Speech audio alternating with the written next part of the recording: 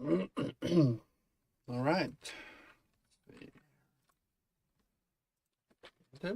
Welcome, everybody. Let's see. I'm just gonna open my channel, make sure that I actually am live.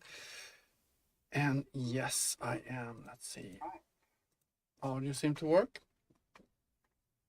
All right.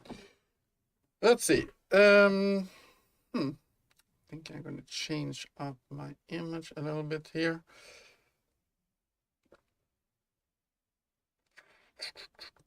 There we go. Maybe I should place me in the middle here. I don't know where to end up because everywhere I place the face, it's in the way somehow. All right. What we're gonna say here? Well, welcome back. It's Monday afternoon, and I've been very busy this weekend. I've been reworking my entire vehicle system. So we are doing the same thing as we did with the other items. So basically I have one vehicle class that I will populate with data assets. And then we are going to, when we're starting the vehicle, if we changing vehicles, we launch a new vehicle and we populate it with the information in the data assets, but also whatever is stored in the vehicle. So I've been building up a total new save system in my components. So we have a component system on this vehicle. So if we look at the vehicle here, first of all, this is going to be a vehicle base nowadays instead of the actual test track. So when we're starting this, we have components. So we got a vehicle state component. I don't think I'm going to remove this one because I don't think I need it anymore. We have the vehicle manager component in charge of the loading of the vehicle and also saving some key information parts when you're handling a brand new vehicle. It also is responsible for managing the save file. We have a save file at now.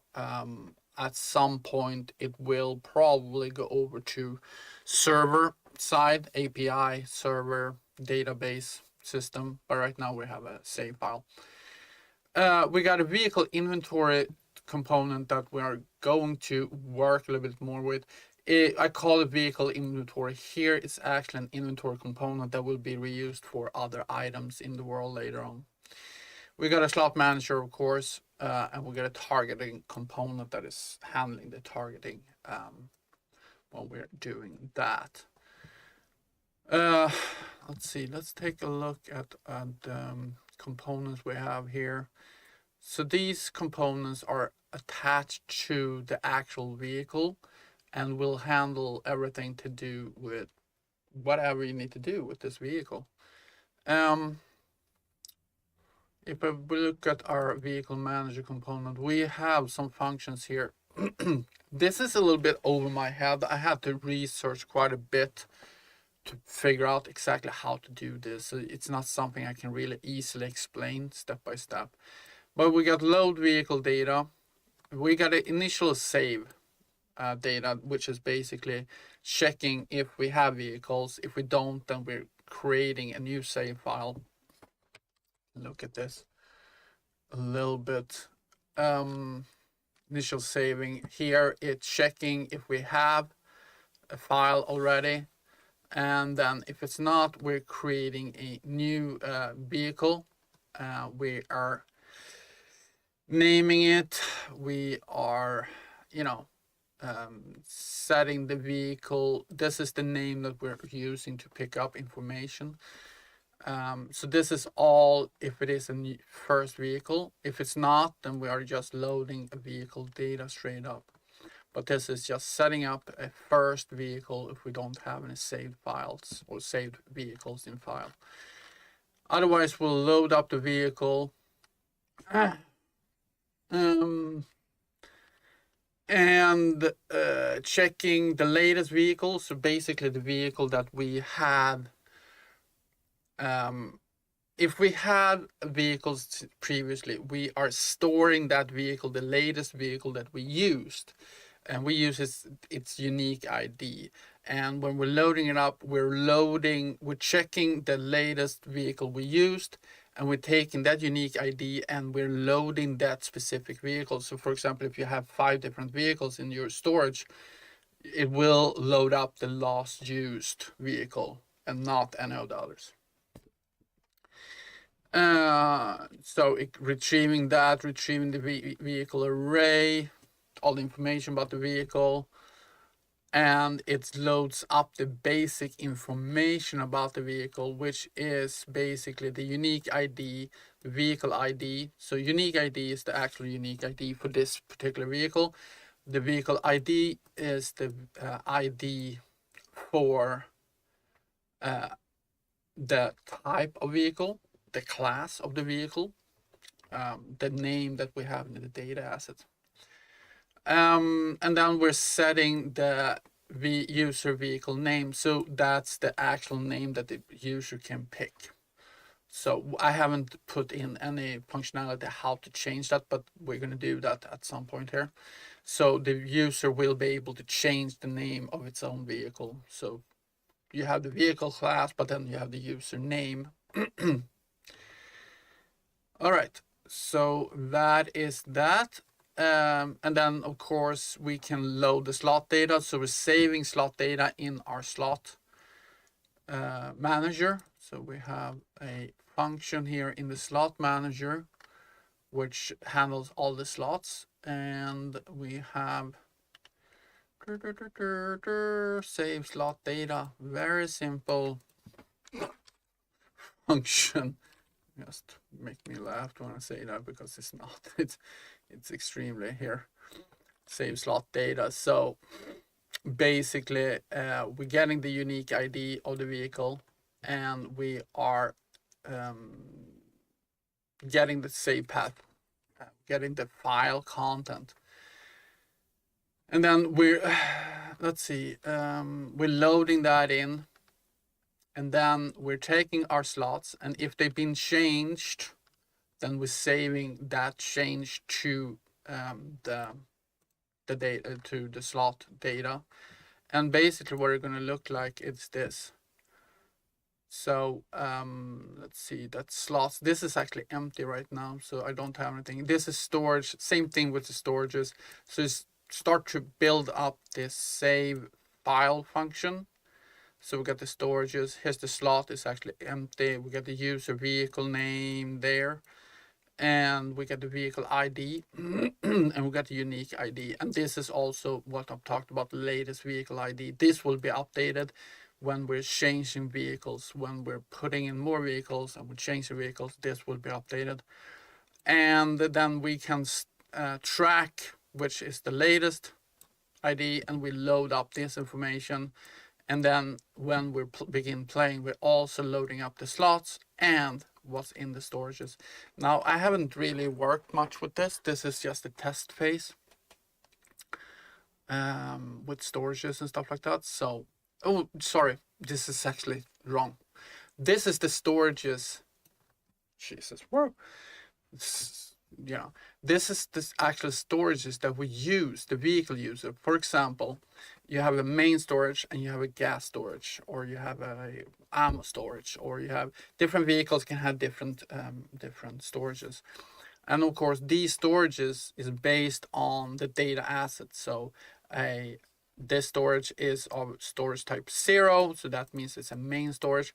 This is of type 1, which I don't remember which one that was. So let's look at our data asset. No, not our data asset, our data, item data. Here we go. Oh, we're gonna search for storage type. Let's see. Storage type. Sorry, let's see, go up, up, up. Here we go. So 0 is main storage, 1 is ore storage, 2 is ammo storage, and 3 is mineral storage. So that corresponds then to whatever is on this one. So 0 and 1. Now we don't have anything in the storages because I haven't really gotten that far yet, but that will be just like this, or you know, it will be an array of items that will be stored inside this slot, and that will be saved. And what I'm saving there, you have to go to the items component, open this up, and this is something we're going to work with now. So we got a save storage data. This is a smaller section, but it's basically the same thing. It checks out what our current vehicle unique ID is, and then we're checking what storage we are using, and then it will use a save function. We're serializing the storage. Let's see, how the hell did we do this?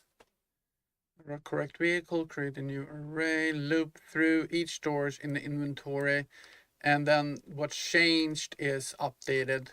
We're using serialized storage here for that. So we're getting the unique ID, we're getting the storage type. No, sorry.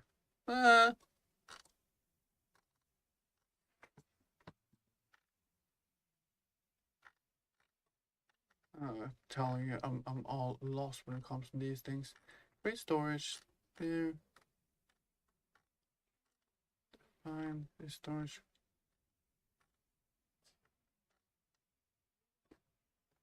Here, save storage items. Here we go. We're getting unique ID. We're loading the file. Get the vehicle array. Got the storages, and then the correct storage. Get an item array, and then update the items on the save file by comparing the stored array with the in-memory array. So we have two arrays, and we're comparing those. And if new items from the if we have a new item that we added, then we're adding that.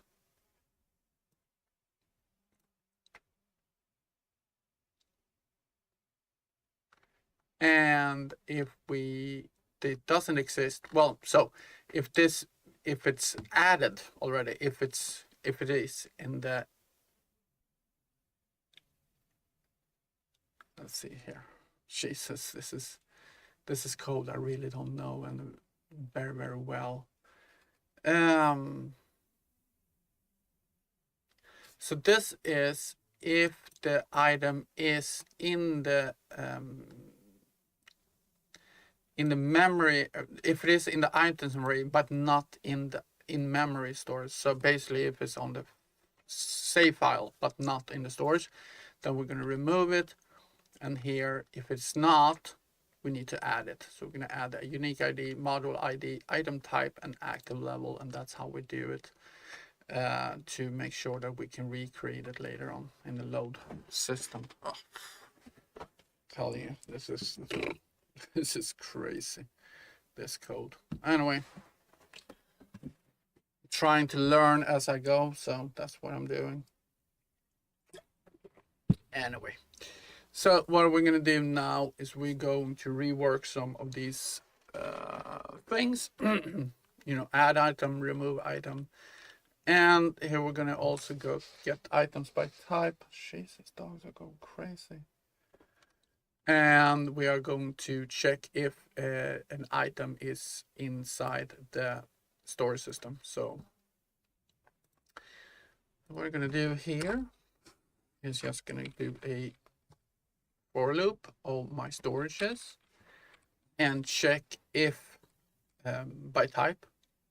And then, so basically we're going to do the same thing as here. Copy this, boom.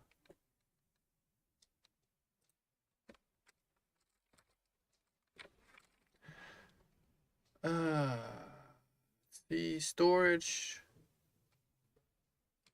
what do I do here now?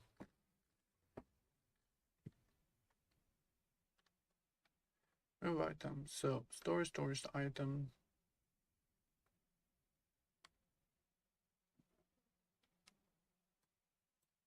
Right. First, we're gonna get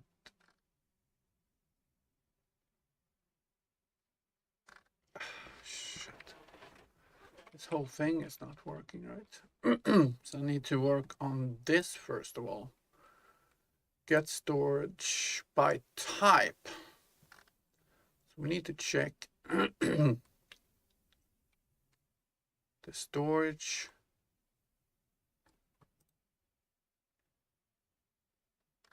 Getting the type. This should be wrong. They should give me an error now because I have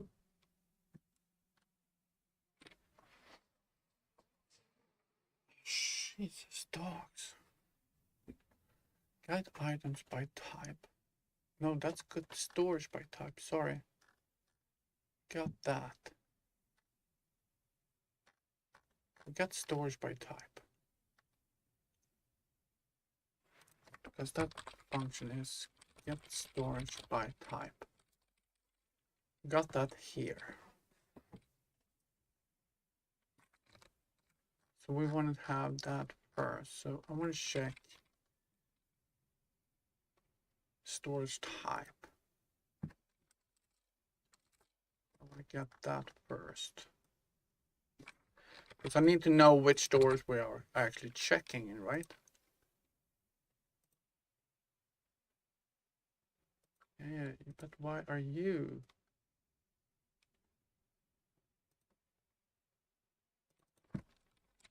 We're gonna do storage. But why are you cannot convert this argument by type const?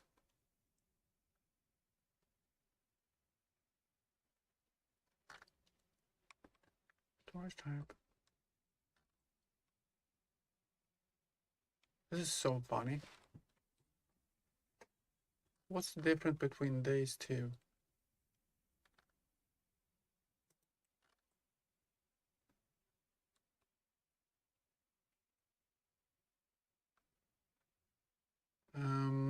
Let's see. If we look at get items by type and add item.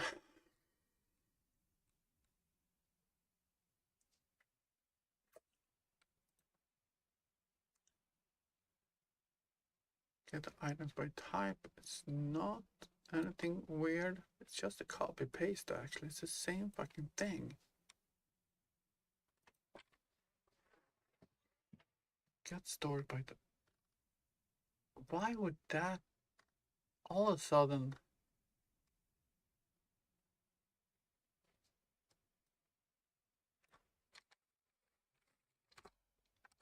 It makes absolutely no sense to me. Why that would all of a sudden give me an error.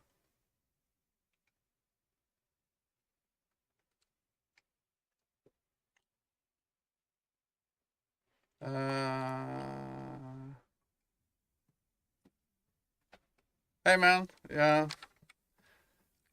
it's sometimes it's just crazy. You're sitting and going, what the hell is going on? Why is it?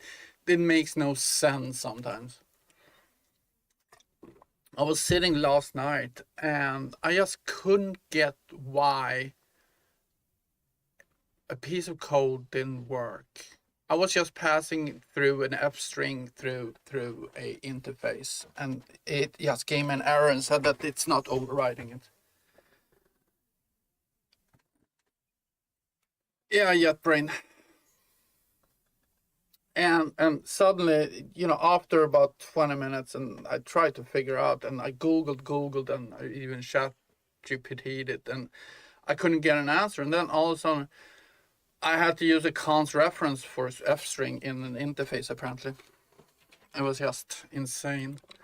But I just can't understand why would this cannot convert this argument from a type const u inventory component to type u inventory component function missing const qualifier.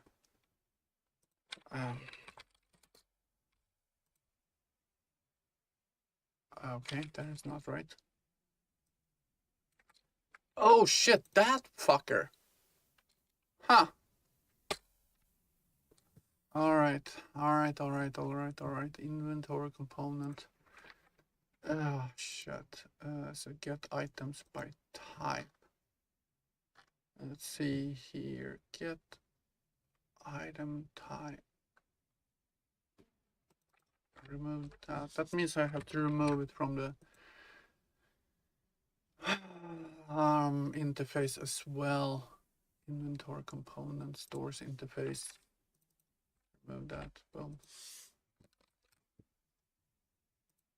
Now it should work.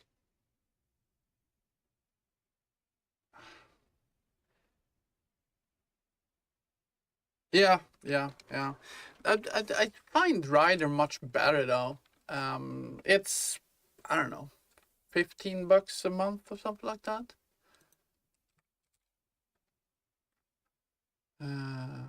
Get some T-array. No member. Okay, let's see here. I'm gonna try to implement member. Okay. Got too much shit open here. I'm gonna close everything to the right.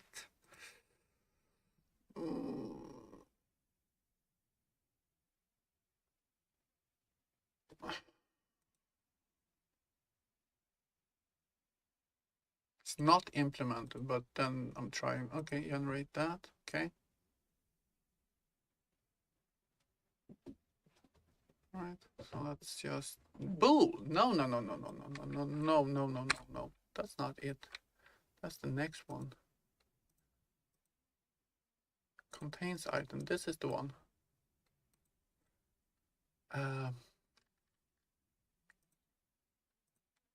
Get item type by type. Here we go.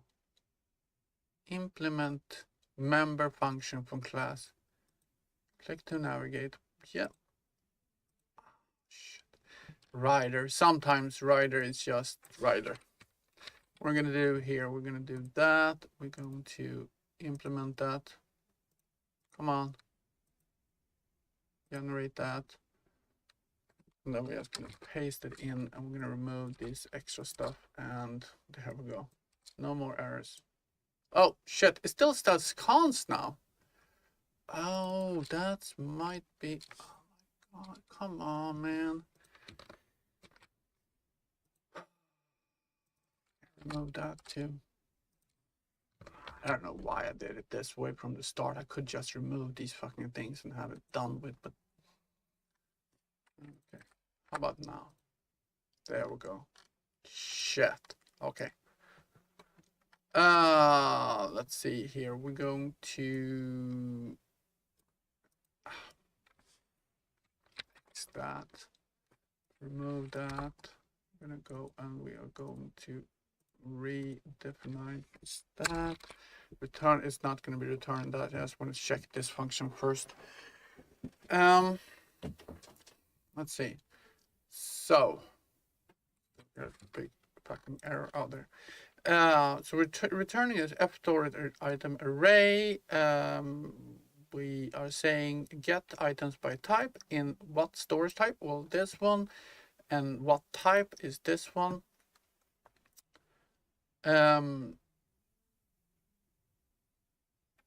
So we are getting a empty array, and then we are getting the storage.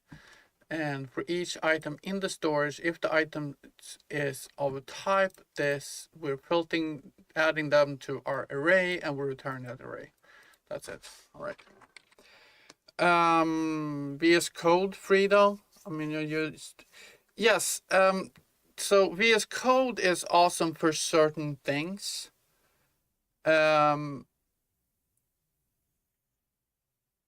For example, I use it when I'm working with APIs and stuff like that in JavaScript. It's awesome, hands down. But for integration with Unreal Engine, I use Visual Studio for the longest time, and then I moved over to this because it's it's auto implementing a lot of things. Yeah. So that's why I use it, because it makes my life as a coder easier by auto include certain things for structs and whatever you call it, this whole contain things, and that is just been a pain in my ass. That's why I pay for it. Yeah, it's not. I mean, everything costs money. Okay, can you go outside, Coltrane? Thank you. I'll be right back.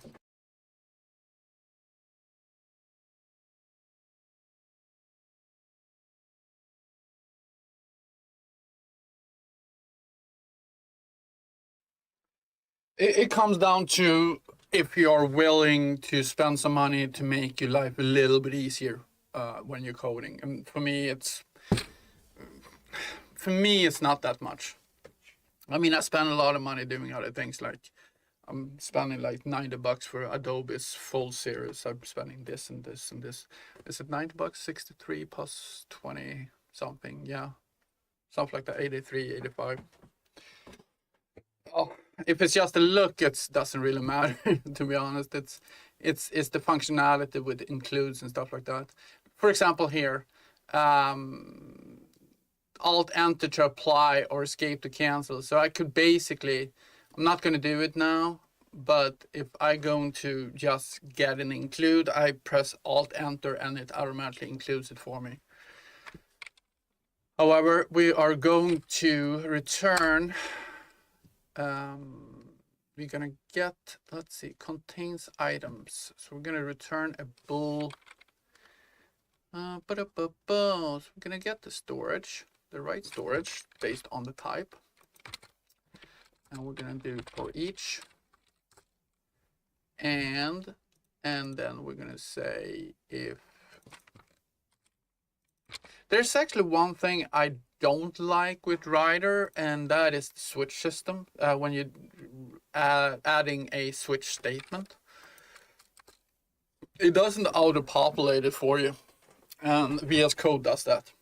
I don't know if it's a setting or something like that, but when you're saying, oh, switch, and then you go like, okay, you're gonna switch on this, and sometimes you have 10 or 15 different switch statements, and VS Code is auto-populating that for you. Boom, done.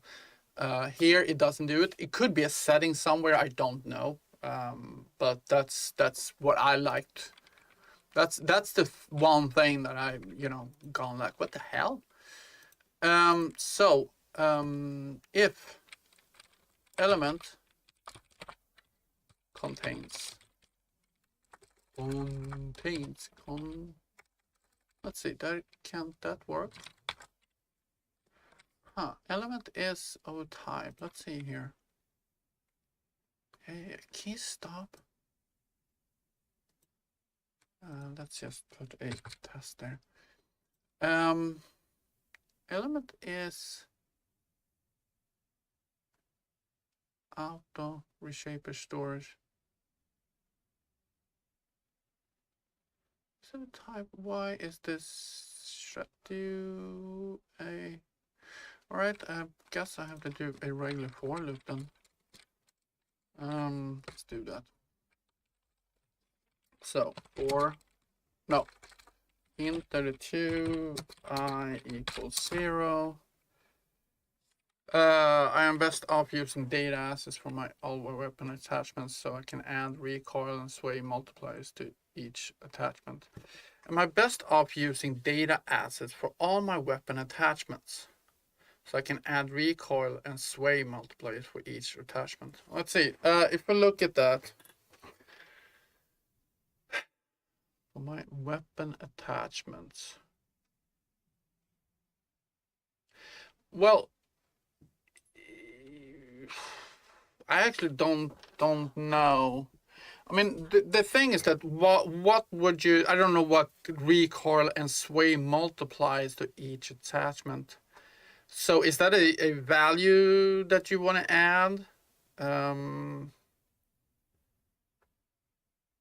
because I'm thinking if you have different values for different items, I'm thinking, curve tables. Yeah, exclamation mark Discord. I should add that to my thing here. Let's see, scrolling lower third. Let's add that here. Actually, see if it exclamation Discord. Done. Let's see, grab this one and make it. Oh no, I don't want to make it smaller. I wanted to make it there. All right. I use AK bones, but just thinking what way the attachment.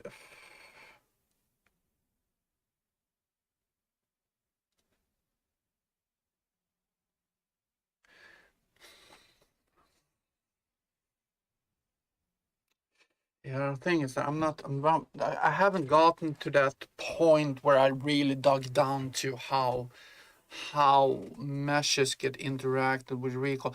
But recall and stuff like that's got to be a numeric value, and it's and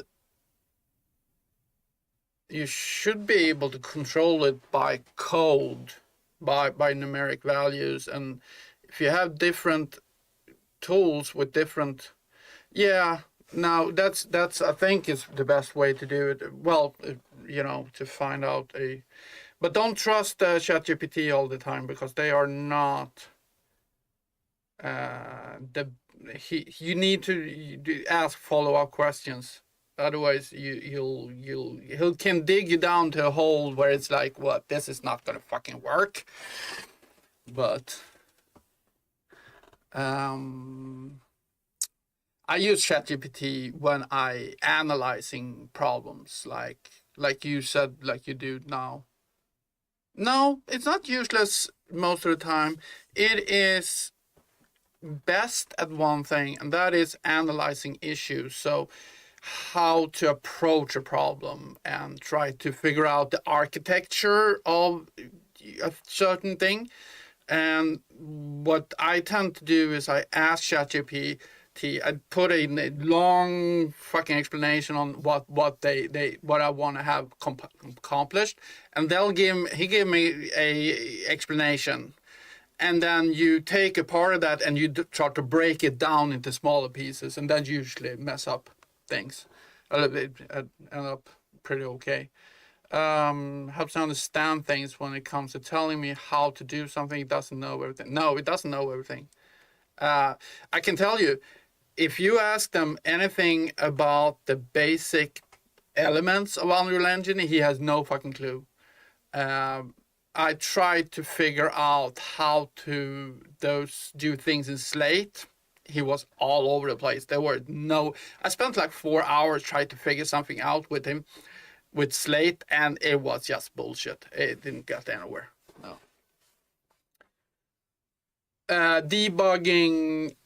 Debugging is no.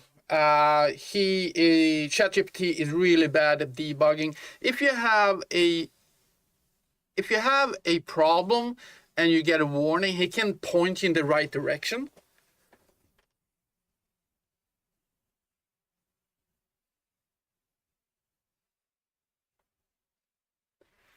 Yeah. So that's about it. It can point you in the right direction. But I pasted yesterday. It was like I had no fucking clue how to solve a certain issue. And pasted entire code in there, and he's like, "No, everything looks okay. It should work." I'm like, "No, it doesn't work. It should work." All right, thank you for nothing. And then it's like it didn't work. Let's see. So we're gonna do there, and we're gonna do I equals 0 as long as I is less than storage dot length. No. Let's see. This is an F storage.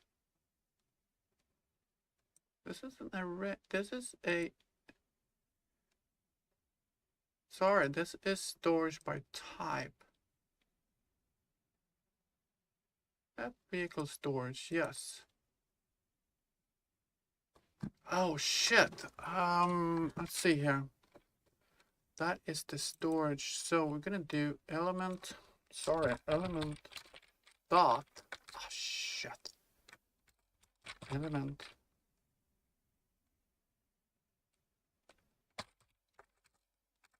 Yeah, it helps me too a lot, but you know. Oh fuck. Sorry, I'm gonna do this.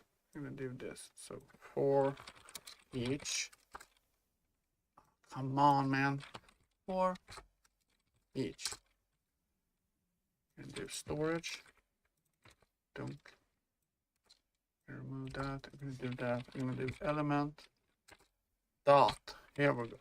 What the hell?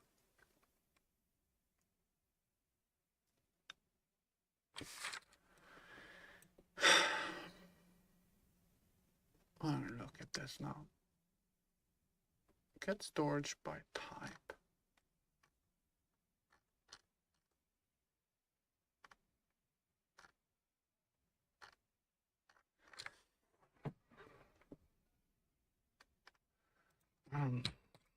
Get storage by type. Get storages. Return storage. Get storage by type is a reference from the storages. You get the storage. If the storage type equals storage type, return the storage.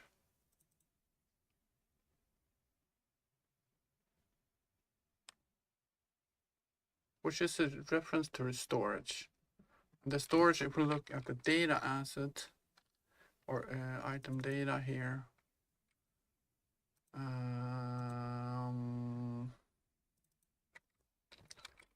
there we go. Control F.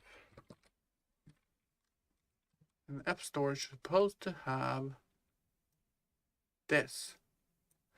Why can't I get to that? Just Shay, thanks for the subscription, man. I really appreciate it. Really appreciate it. Trying to build up something here, but you know, it takes time. So every subscription helps. C++ is Java, okay. You say so. I actually very bad at different languages and how they interact. So why? I have a vehicle storage. Why can't I access it?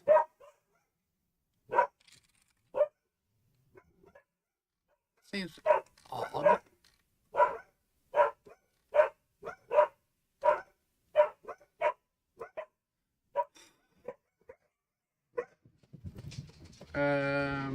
So hold on. Maybe I can do this. Jesus.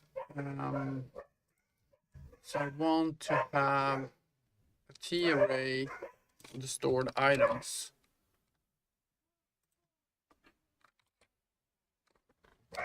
Equals storage dot. There we go. Stored items. There we go. I'm going to say stored items.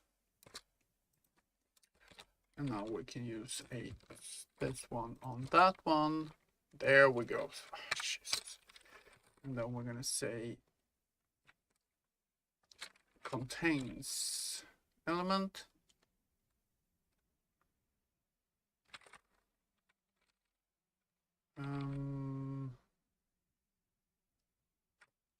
Let's see here. Or if we can just do this, boom. Return store items that contains. Here we go. And I will say the item. Jesus. Sometimes it's just more complicated and it has to be. Yeah, so basically, I'm trying to right now. I'm in a little of a pickle because I've been redoing the entire system yesterday on 2 days ago. So everything is screwed up, and I got these errors all along. But basically, I'm building a RPG MMO. It's that dream on the horizon. So basically, it's yeah, I've got all those errors I need to work through. Ever played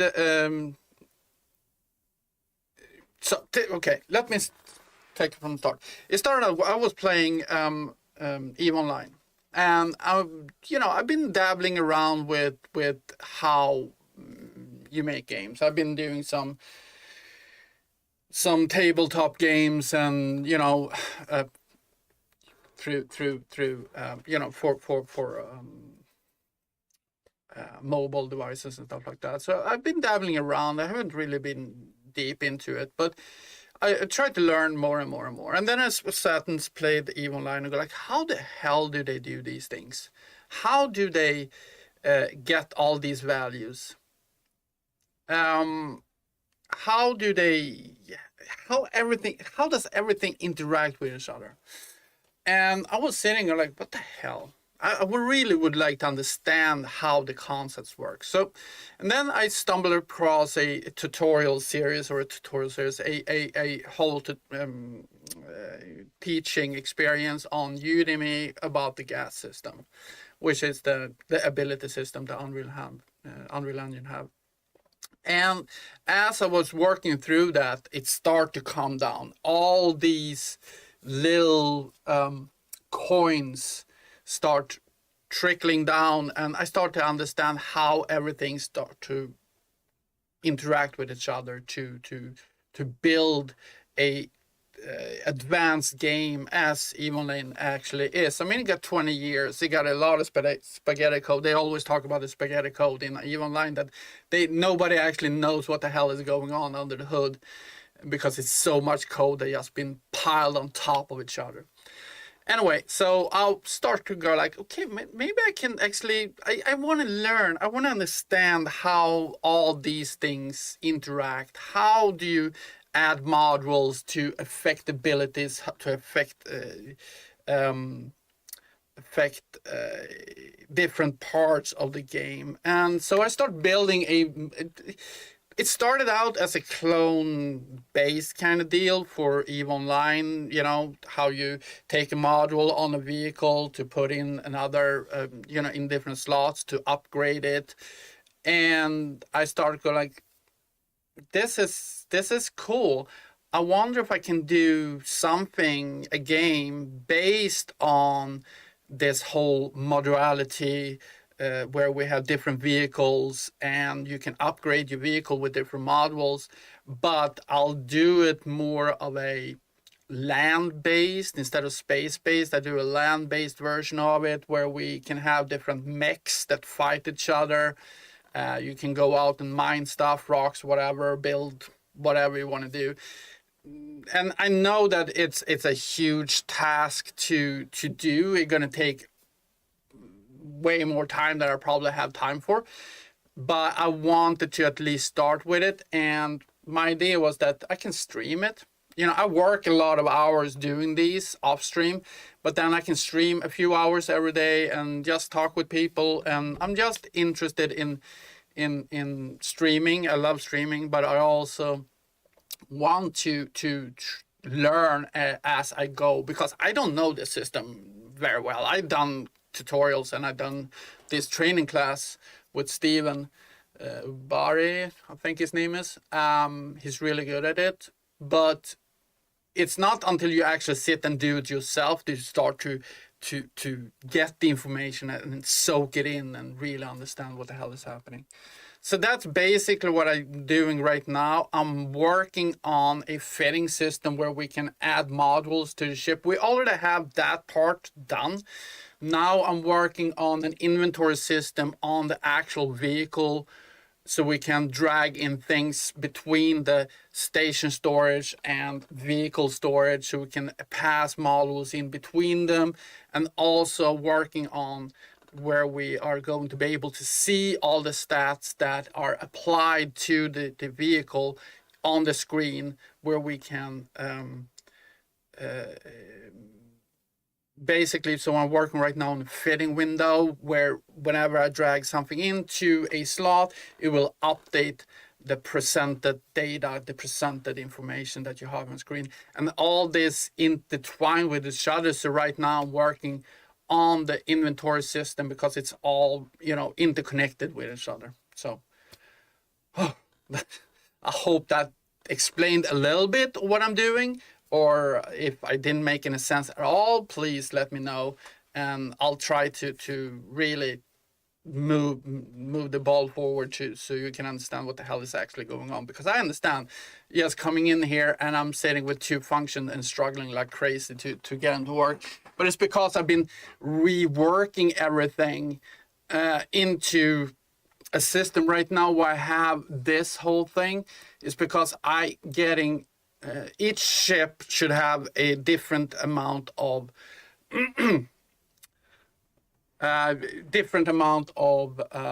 storages. For example, you have a main storage, and you can have an ore storage or gas storage or an ammo storage or whatever. So you have the main storage that can store everything. That's a smaller storage, and then you can have for example, a ore storage. If you're out mining, you can have an ore storage that's going to be filled up with ore, only ore and nothing else. And this, so I need to know which storage contains items here. For example, I'm checking which storage am I actually working on. And what I also done when I was reworking everything is that my idea is that the whole vehicle system, all the items in the world, is going to be as dynamic as possible, as modular as possible. So it is totally controlled by data assets. So where you're getting a data asset, for example, if you have two different vehicles, right? You have a mech and a super mech. Let's say that a mech has just a main storage. A super mech has a main storage and a ore storage. Now it's going to be the same object, the same class for both of them. They're both vehicles, but it's totally controlled. Everything from how many slots it has of different types, what kind of storage it has, what kind of basic attributes it has, what kind of meshes it has. Everything is controlled by this one data asset though. So we fill out the data asset for a new mech and just pop it in there and it's good to go. So that is the reason, that's the idea of that. And we're doing the same thing with all the modules. Is one data asset will control everything. All interactable items in the world will be controlled by data assets. So the data assets is telling you that, okay, this container is hackable. Okay, so you're going to have hackable components. So you're going to be, all the code dealing with hackable is going to be in a hackable component. And the storage is going to be added to a storage component. So, or an inventory component. And then by code, we're adding the hackable component and the inventory component to this container. Well, another container go like, okay, just going to be a regular storage container. Okay, we only need to add an inventory component to that. So, yeah. Sorry, I know. Let's see. I was all into the explanation here. Started learning C++ 3-4 months ago and burnt my head out. Came back into it a couple of weeks ago and have been non-stop. Yeah, I liked animated buttons too, animated images, even when you select them. Yeah, the thing is that I've been playing around with coding for many, many years. Now, what I'm coming from, the history of my, experience is that I started programming, websites, and then I moved into PHP. I moved into JavaScript, and I start doing APIs and stuff like that, and databases. So that part is where I come from, and then I moved into try different languages. I dabbled a little bit in Unity, so I started looking at C#, and then I moved on from that because I really didn't really get into Unity that deep, and then I start doing like 3D assets, and I was doing that for quite a bit, and I actually sold some 3D assets. So I got that, and then I got back into and found EVE Online, Unreal, and I was like, oh my god, this is fucking awesome. So I learned blueprinting, and then I started looking at classes. I want to learn more, and then I got into C++ and blah blah blah blah blah. It's just building on top of it. Hi Tutu, how you doing, man? Very beginner, want to learn game development things, please guide me. I'm also finding it a bit difficult to settle in. All right, so my suggestion to you, sure, stick around and subscribe and all that, and it's always nice to meet new people. My suggestion to you, go to Udemy, wait for a sale that I have, 12, 13 bucks. Get a real tutorial from some of these guys that really know what they're, how to teach. Pay that 13 bucks for a 50-hour class. Start with blueprinting and doing Unreal Engine blueprinting, and then after you start feeling like, oh shit, I can actually create these small little games like Pong games or ball bouncing games or whatnot, then you start looking at some of these bigger courses, like they have some Unreal Engine 5, C++, basic learning, whatever, and you start building your C++ foundation at the same time as you're playing with your game development in Blueprint. Then you can start implementing things in between them, so harder calculations you can do in C++, and then you do easier stuff in Blueprint. Me, I'm doing C++ just because I want to learn it. I want to learn it properly. I really want to go through every piece and of the pie and really try to learn it. That's why I'm sitting here with C++ and doing things that you can do 2 seconds in Blueprint. I'll spend 10-15 minutes on it in C++ just because I want to learn it and understand how everything interconnect. And then next thing is also that when we're moving more deeply into the gas system and start applying gameplay effects and with its magnitude by color or whatever you have different hard program things that you can do in C++, but not in Blueprints, then it will help by just being in C++. Yeah, I mean, I'm here. I'm gonna stream. I'm streaming 5 days a week, Monday through Friday. And if you have any questions on where to find information on how to approach things, I'm more than willing to explain to you. If you want to ask about certain particular drilling down questions on some things, I might not be having the answers straight up. Maybe somebody else will have it if we hopefully start getting some people in on the stream. But they're also use ChatGPT for architectural questions. When you go like, okay, how do we build a system to do this? And then you're still drilling down and start asking more and more questions. It will help you out a lot. However, warning, warning, warning, it can take you down a rabbit hole that leads absolutely nowhere, and it can make up code and make up function that doesn't exist. So be very, very careful when you use ChatGPT. It can help you, but it also can dig you down into nothing. So yeah, so be careful about that. But I think that instead of checking individual tutorials on YouTube, which is good to start out with, I think put down 10-15 bucks and get a real tutorial. And my suggestion is Steve Obari.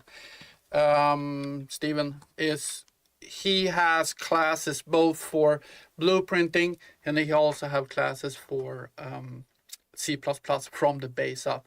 His earlier classes are not as good. His later classes are much better. Much, he became better because he was practicing.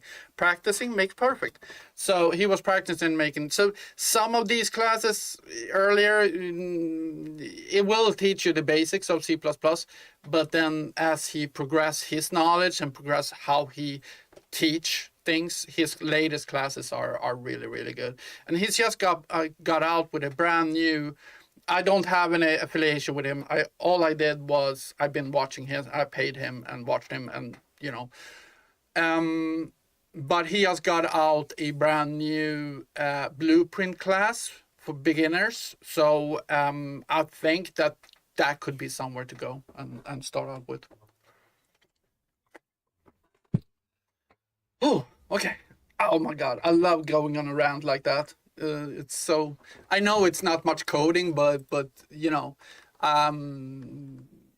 know. I've been spending my entire weekend just coding, and to be honest, it's just nice to move on and try to explain how things may be working. What application? I'll try to follow what you said. Also, thanks very much. Yeah, no worries. I mean, you can. I can paste the name in here. Give me a second. Application would you recommend to start? What do you mean application? I mean, I'm using Unreal Engine. That's the go-to I have. I don't know Unity very well. I know a little bit about it, but not too well. Other application I can give you. I'm gonna give him this name here because I'm really bad at names, and he got some kind of Italian sounding name. He's American, so he speaks very good English, but let's see, very good. He's fluent. He's native speaker, so it's not that. I was gonna go to that. Come on, man. That's that.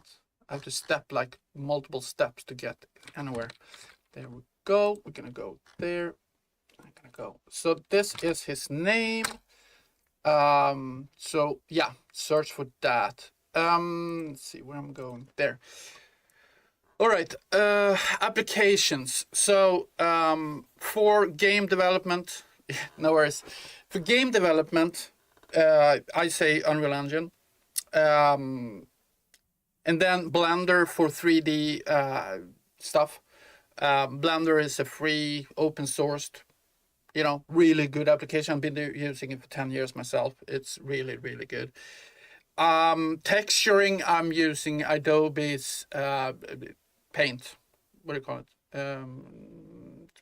One of the best game engines is free until you earn $1 million. Woo! Yeah. Give me $1 million. Give me $1 million. I want it. I needs it. Substance Painter is what I'm talking about. That's a paid application. Oh, do you have access to 3ds Max? Oh my God. Okay. Oh Jesus. I would have loved to learn it. It's just ridiculously expensive. It's so expensive. I'm using Blender because it's free, and it's not as good. I mean, I've been playing around also. I've been all over the place. Yeah. So now, Unreal Engine has also started with a internal. What the hell do you call it? I don't remember. I haven't played around with it yet because I haven't had time for it. But there is an internal creator, a material creator. Oh, yeah, there you go. Holy shit, I'm so jealous of you. I really want to learn that because there are some tools in Autodesk stuff that is just so awesome that I wish that Blender had, but they just don't have it. Yeah, Substance Designers, I mean, it's included in the package that Adobe has, but they have something similar designing system in Unreal Engine now 5.4.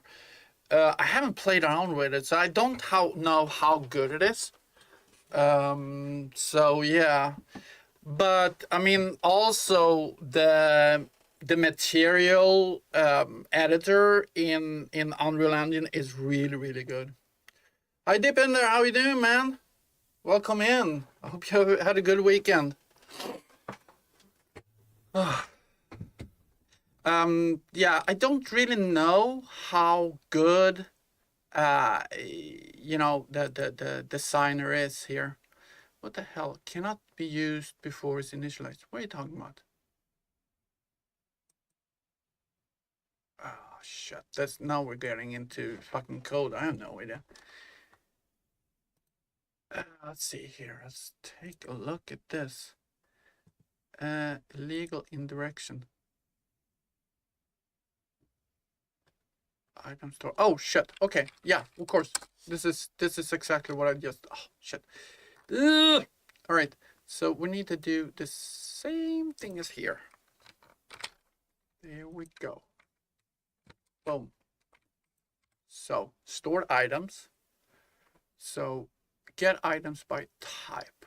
Get items by type and storage items. So this is what we want to return. Right? Or what? Can create brilliant materials in Unreal. Yeah, I mean the material thing is really good. It just takes a long time to learn, though. It takes a long time to learn. So let's see. Get items by type. Okay, so we're getting our storage. And I don't even know if I'm going to use this function. I don't know. I created it and then I sat with it and I'm like, yeah, well, we'll use it because it's a good thing to have, but it's not something I'm planning to use right away. So storage items. So there we go here.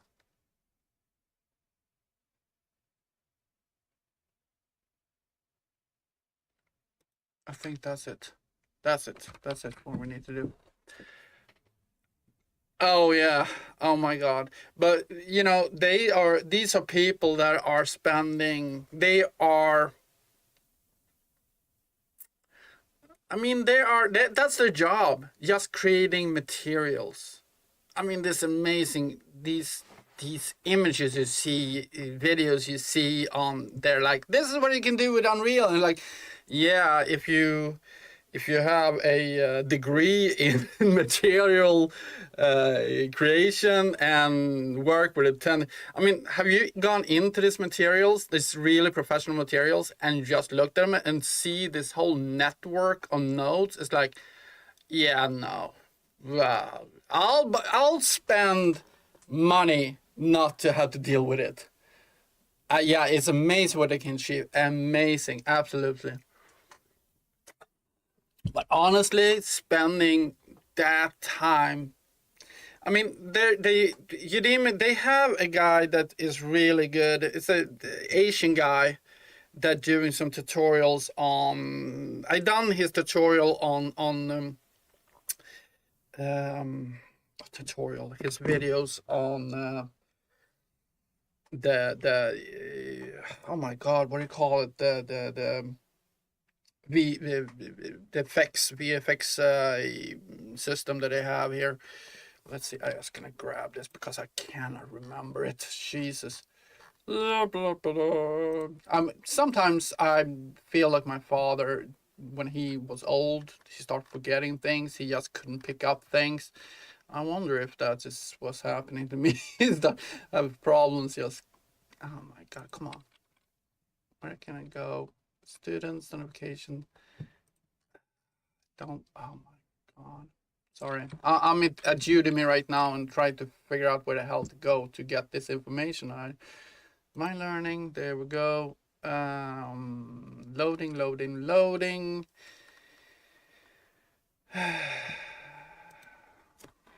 multiple pages. I've done a lot of classes on all kinds of shit. Here we got Vince Petrelli. He had One Course Solutions, and I did his Nagara effects, and I learned so much from it. He's really good, but he also had one core solution for materials, which is if I put it like this, let's see, information about the course. Let's gonna do it here.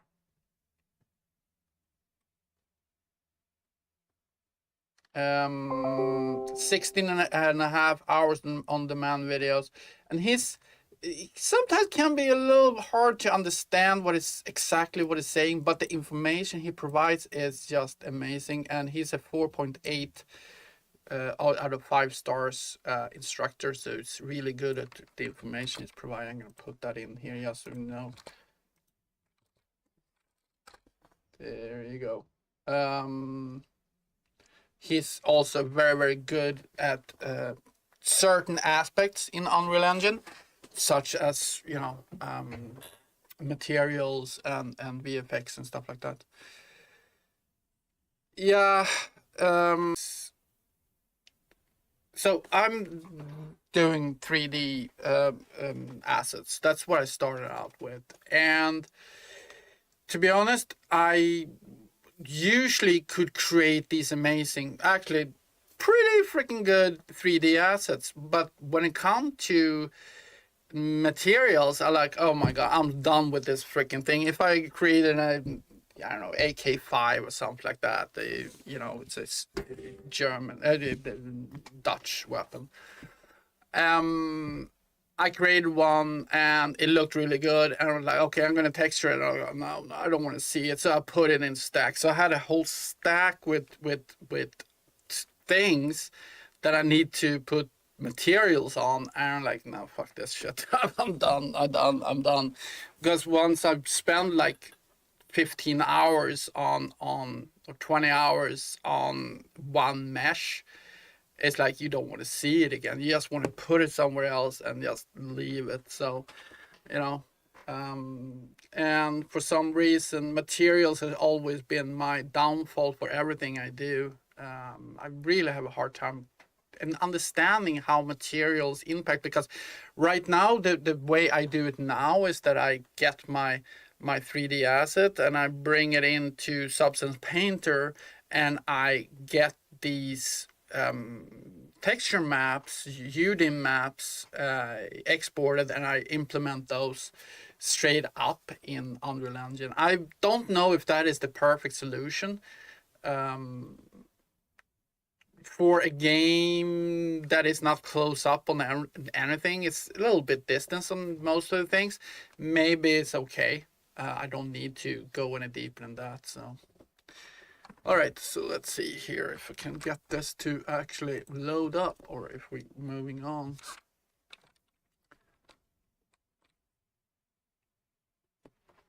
Oh, here we go. All right. So all the errors are gone. So let's see where we're at right now. Yeah. See, I'm usually I can finish the actual models, but then they just end up in a pile of other things when it comes to creating the materials. But that's something I'm going to work on. I'm going to stream. I'm going to have a couple of days here soon, because I need to get some more models for my containers. So I'm going to do that. I also need to start thinking about my central mesh, my first character mesh, and try to get it. The problem I have with that is not so much the material. That's more of animations, because I've been, I'm not the best at rigging and animated, so that's something I need to work on. I got a first. I don't know if you saw it. I can show it again. It doesn't matter to me. But this is my first mech for the game. Substance Painter, if we open that up. So it will also explain how I'm going to implement idea, how to implement different weapons onto the mech, etc., etc.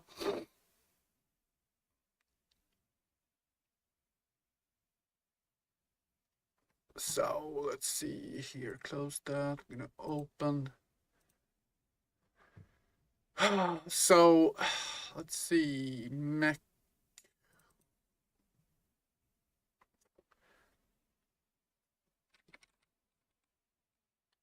So it's not the best. I haven't gotten very far in texturing. So basically what this is supposed to be is like a small starter mech for your character, and these arms are supposed to be able to or the holes here for arms is going to be 2 hard points that you can control by adding modules into it. It will update the module, so a high slot module will add a mesh to this, a skeletal mesh into a point there. And I mean, it's not very complicated. So let's say that you play around and your view is something like this, and you can swirl around it and look at it. And for example, if I open, I can discard that, my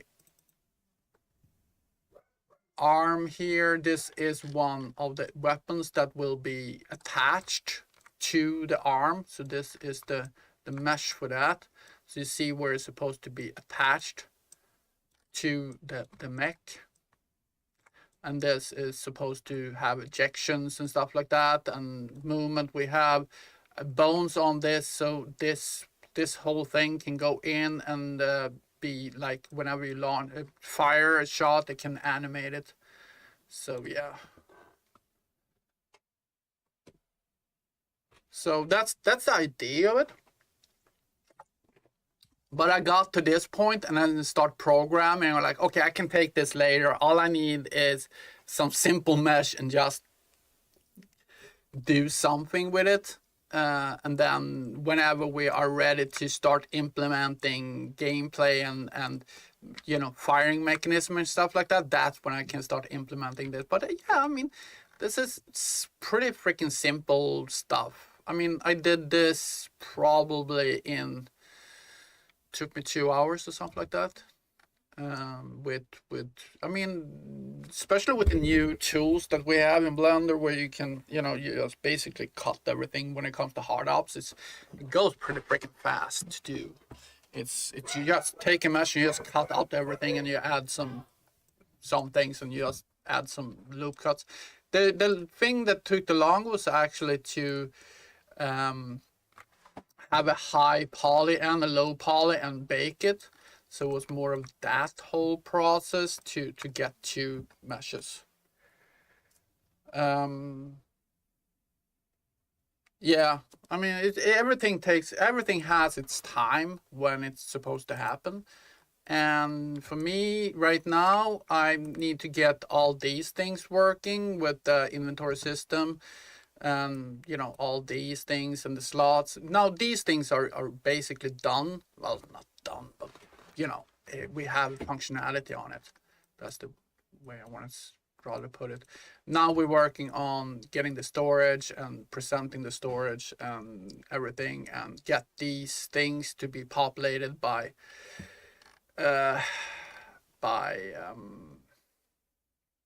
items actually in the array, etc., etc., etc. Watching Blender tutorials because I was thinking of learning it, but took the guy 10 minutes to create. I could have done in 2 minutes in 3D Max. Yeah. I don't know what you tried. That's what I'm thinking. I think that 3ds Max is probably way faster in a lot of things. Way faster. But for us poor bastards that can't spend $3,000 a year, What are you gonna do? You know, what are you gonna do?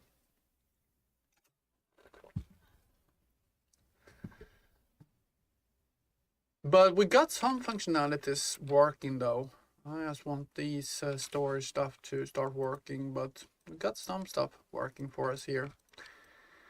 But yeah, so that's where we're at right now. So what the hell are we gonna do? So the next step I'm gonna do is I need to be able to control these things here. Well, these things. So I need to create a new. Oh yeah. Well, there's a difference. There's a difference, man. I mean, technically, what is the price of 3ds Max? 3ds Max price.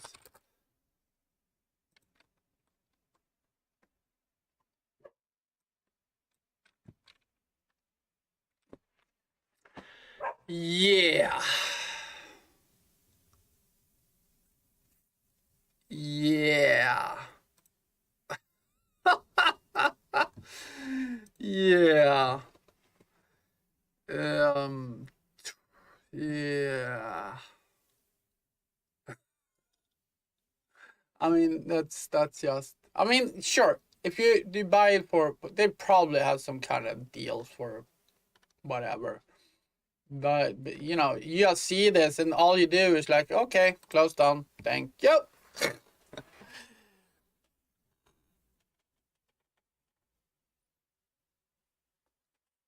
Yeah.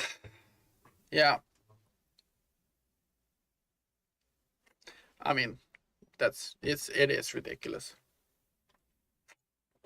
So, yeah. I rather, to be honest, I'll spend a little extra time than to create things. I wish I could use that one, but no, it's not feasible. All right, so let's see. Let's start seeing what the hell am I gonna do here. So when we click the story, sorry, uh, yeah, I know there is, but then you have to be connected to a university. And hey, man, I'm 48 years old. I'm not gonna be connected to no freaking university anytime soon. Uh, and I don't think that that program actually existed back then. You know. All right, so let's see here. What do we do here? Oh my God, she is not happy.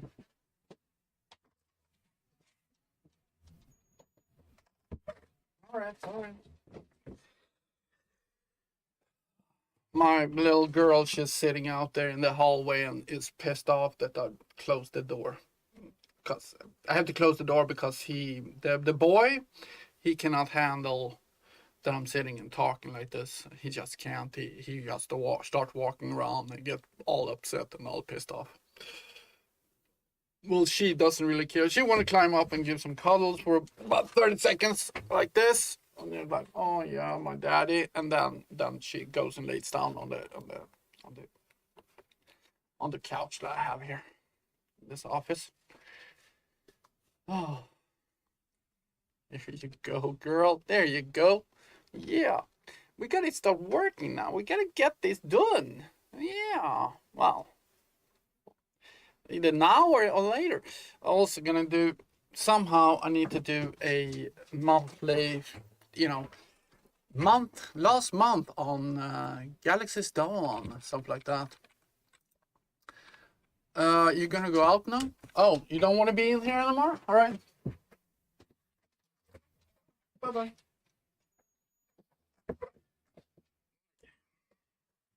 That's it. In, get some cuddle. Hey, Co Mafia. Thanks, man. Thank you, thank you, thank you.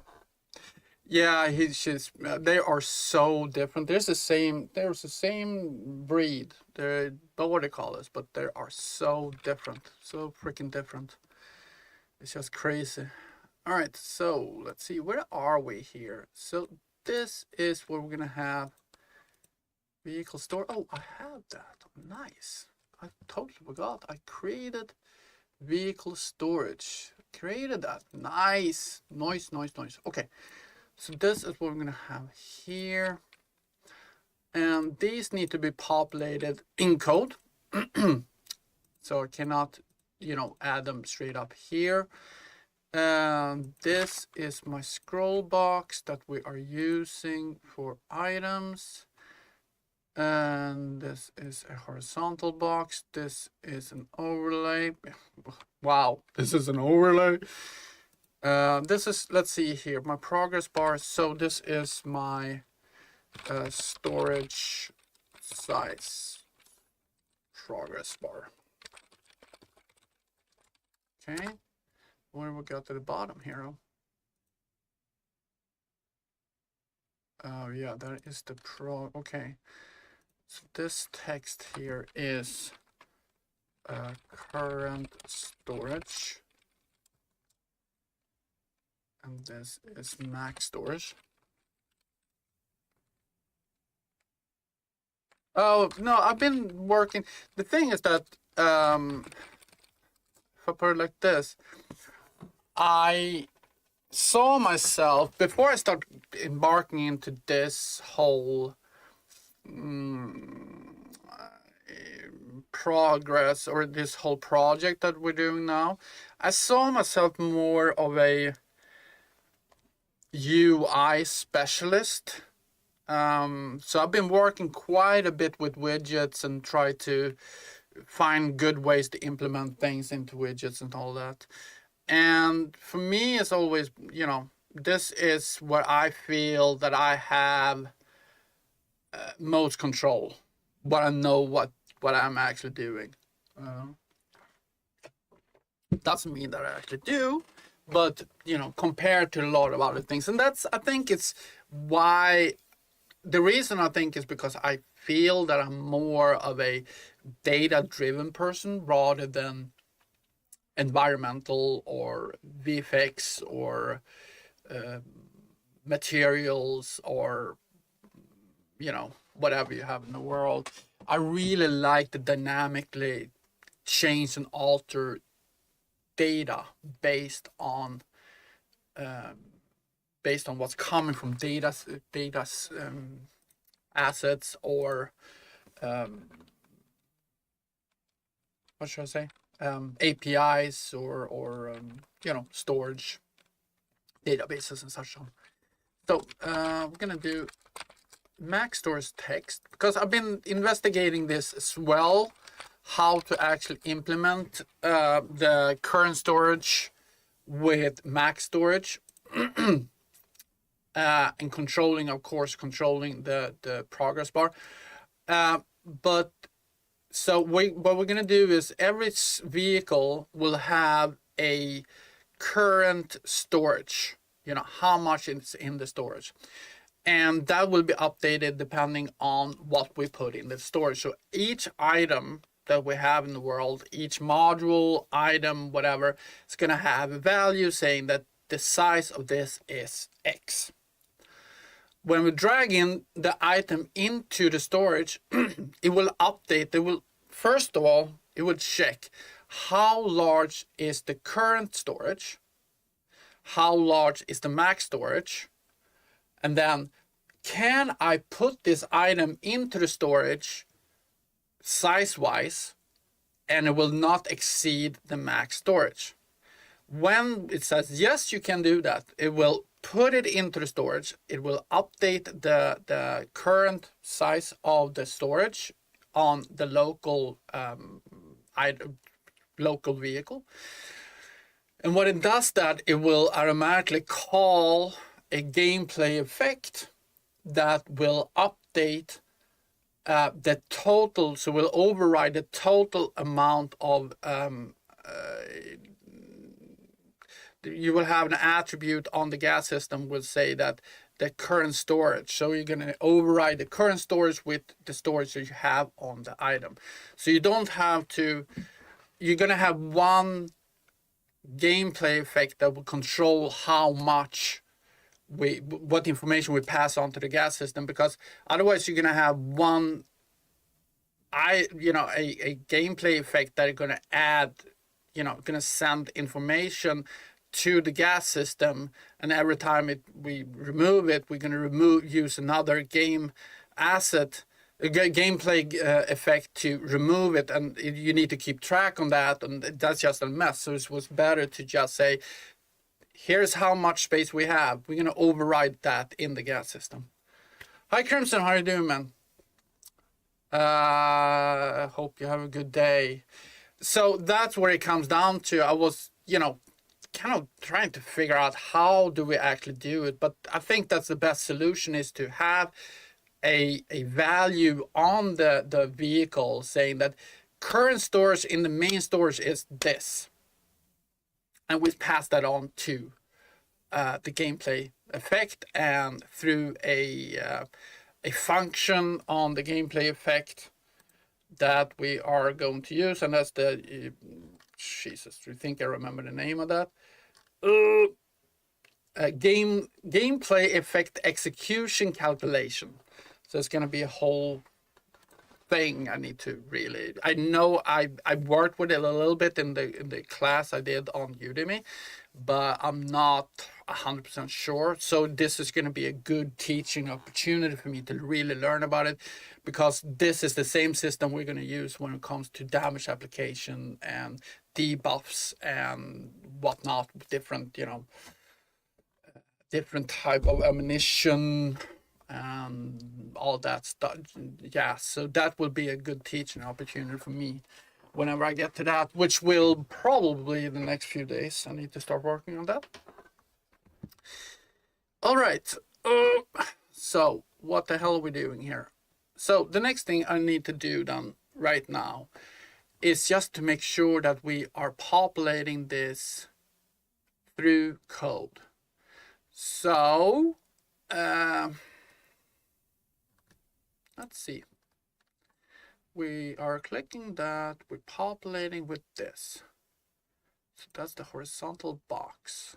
So we got a horizontal box for vehicle switcher 4. We're clicking that, and if that is that,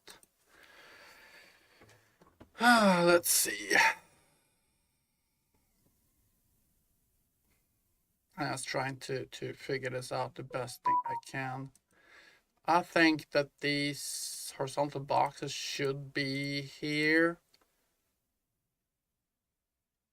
because we're not going to populate this dynamically. These will be set as is. So I'm going to call this one offensive container. This will be defensive container. This will be other container. This will be bidding container. And this will be storage container. All right. So storage container. So we need to populate these in code, right? So we get access to them. Let's see. Yeah. And these are just horizontal boxes. It's nothing weird. All right. I think this is the best way to do it. So what I'm going to do, I'm going to remove myself from these things now. I don't need to access them right now. We're going to go down. I'm going to start looking at our fitting menu again, and or fitting menu controller. And I think I need to add these here. Sorry, not there. Let's see. Sorry. We need to start looking at the actual widget first. This widget. So I'm gonna have here information work start. I think we are going to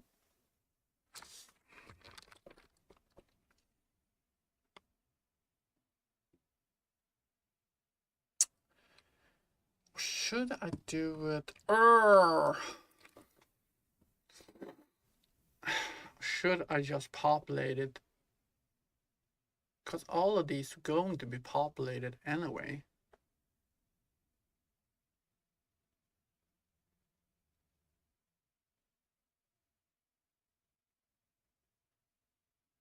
Shit.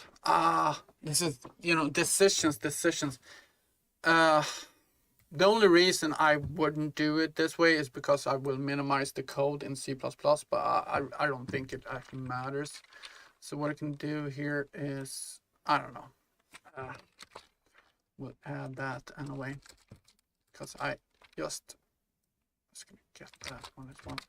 So this will be vehicle tab switcher. What's it called that? Vehicle tab switcher. Let's call it that. I think I had this already. So boom, slots.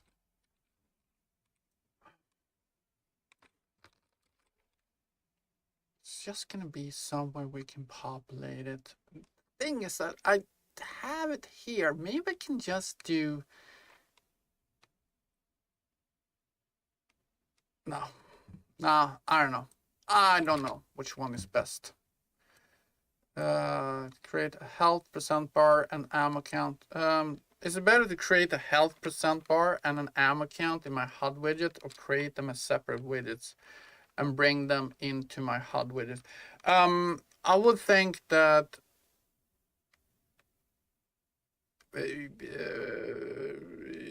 I think it's better to create separate and bring them in. And the reason is that you don't want to, if I put it like this, it can get very messy with a lot of sub widgets and blah blah blah blah. And can you imagine if all my things here, everything was totally not sub widgets? It would be freaking crazy. So I think it's better to bring it in, create smaller type of widgets, especially if you want to have specific buttons and stuff like that. Yeah, create it separately. Still sitting here and going, okay, I'm going to my widget tab. When I create it, I will create these containers. I can create them dynamically. There's no reason for me to actually create them in the widget. I can create them dynamically. So let's see if I could, let's keep that there for now. Hey Sarboso, how you doing, man? Welcome in. Hope you had a good weekend.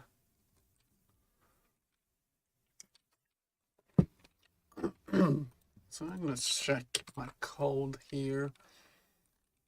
Don't think I have any code at all when it comes to, let's see, I've been almost a week of 3-4 days since I was here and looked at this. So I got my vehicle tab widget switcher.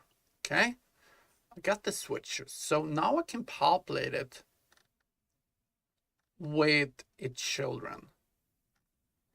Let's take a look here. Create storage widgets. Am I actually doing anything? Let's just take a couple of minutes here to try to figure out where the hell I'm at. Where are my buttons? Where are my classes, functions? Set main storage widgets, set main vehicle storage widgets, set vehicle information. This is just setting those things. Create widget slot, add slot to container. I think we can create a new function here called void add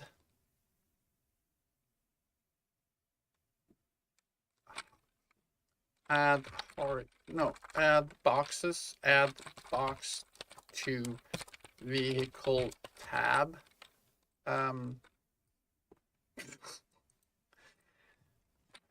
Jesus. Switcher. This is actually start to, it's not hard, it's just trying to figure out what's the best solution. I mean, if I wanted to do it easy, I just add it in the widget and have it done. But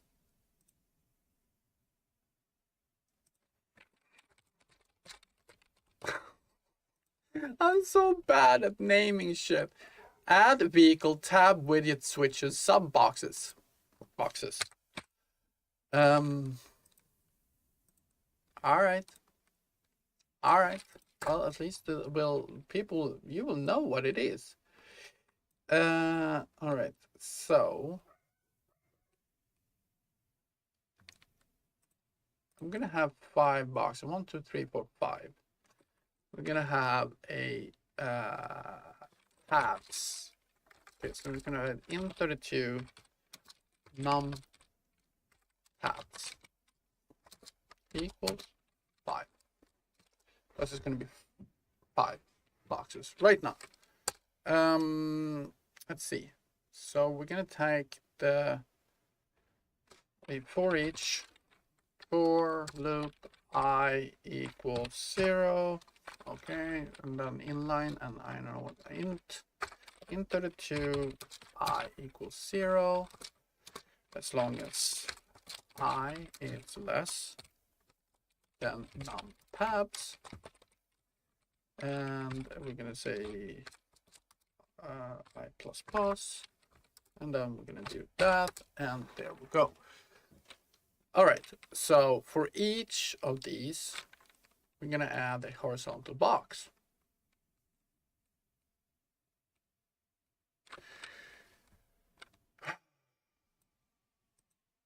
Okay, if I want to do this, I want to add a horizontal box.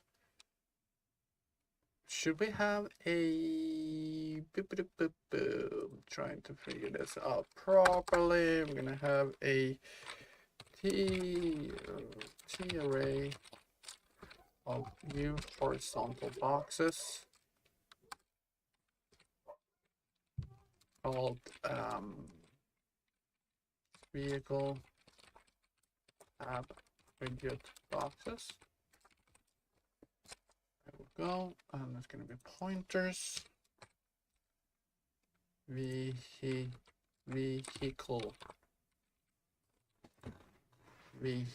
Oh, cannot spell shit. There we go. Boom. Okay. Nope, not you. Can get there. Okay, so we're going to create a new U horizontal box pointer called new box.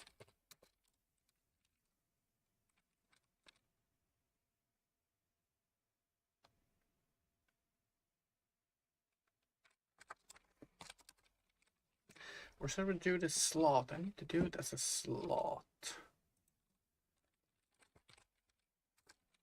I need to do it as a slot.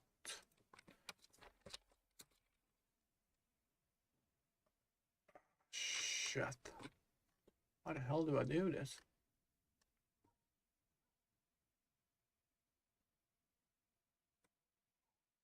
This is how I do it.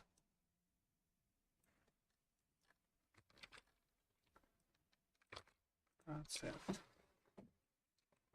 I'm going to use my display controller box. No, formation.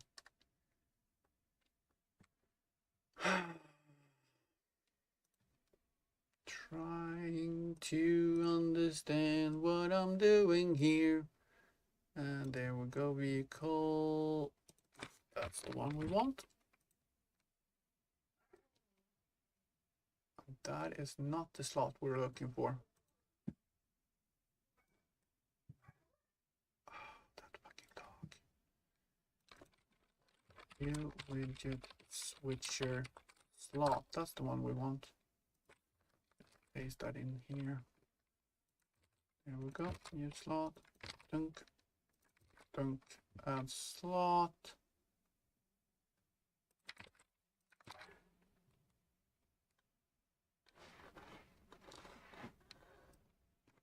Okay, what's wrong with this one?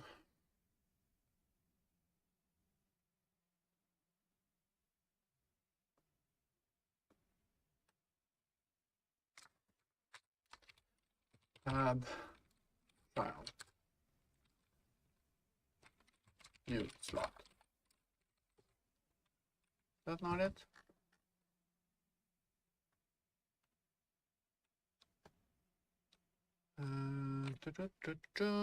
Okay. Oh, damn. Slot widget. Creating a widget.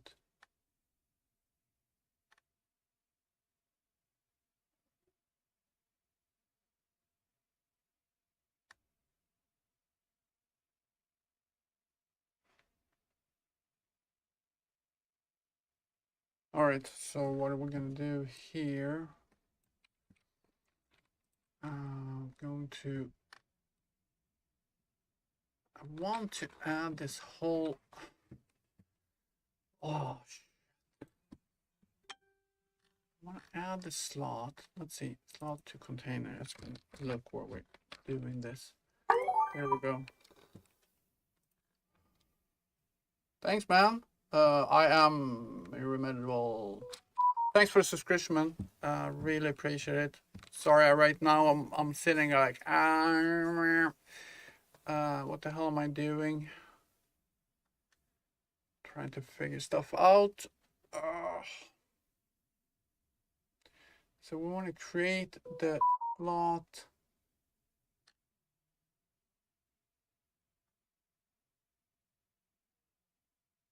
Add the widget to the slot.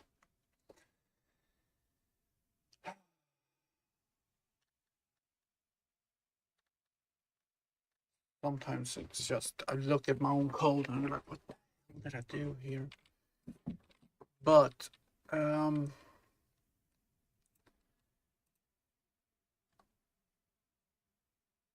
should I create a new function there? Let's get that done there. Boom, to tab, to vehicle, tab.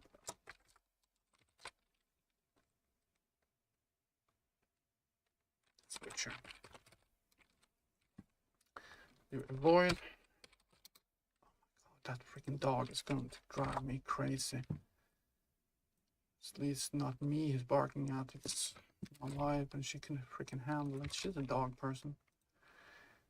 So, slot widget, view panel is where we're not going to do it because we're going to use a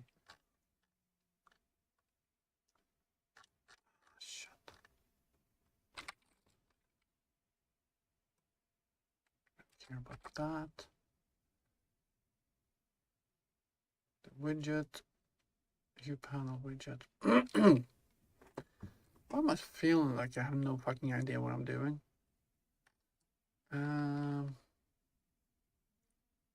Let's see here.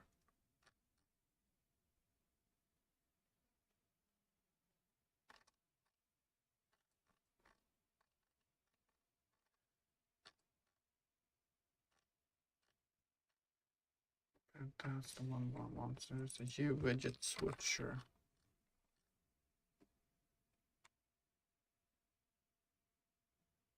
Base class for all UMG panels, panel layouts, collect the child. Okay. Let's just take a look at do this.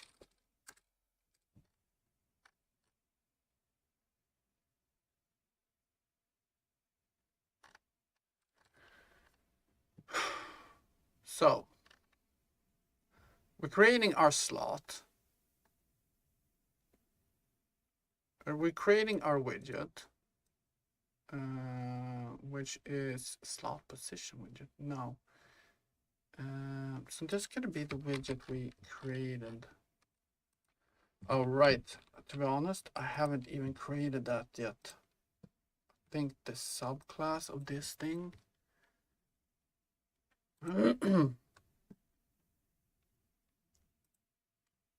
Yes, it's just a user widget. I haven't even created this. Okay, let's start from the beginning. That's why I'm all fucking messed up, because we haven't even started from the beginning here.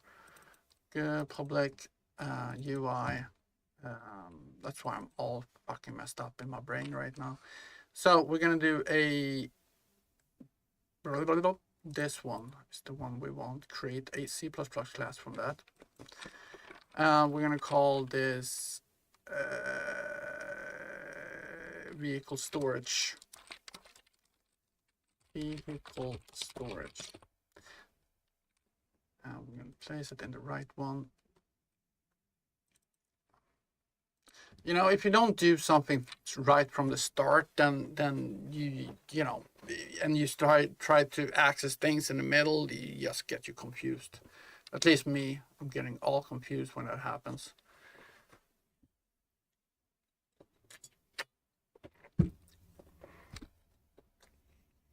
This is usually what happens, is that I start in the middle, and then I get nowhere, and then I realize, fuck, I have to restart this. I have to do it from the start, to take it step by step to step. And if I don't do it, I'll get lost in the middle and try to figure things out, and then it takes like 5 times longer than if I would have redone it from the start.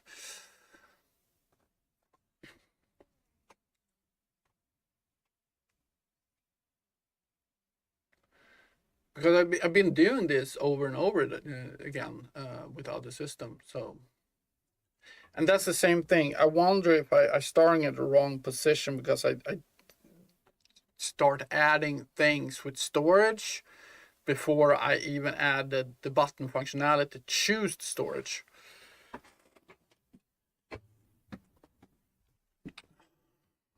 Come on, man.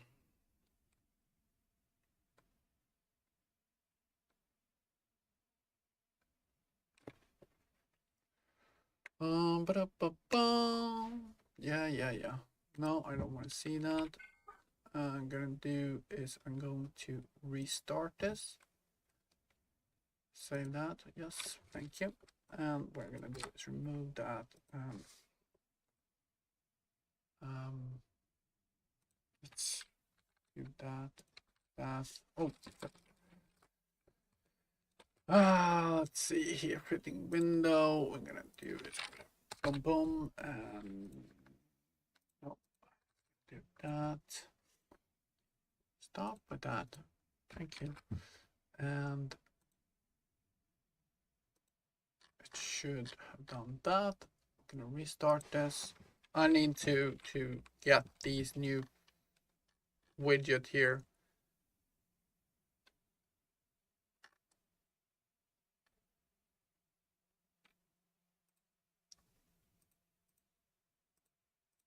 This widget needs to be fixed.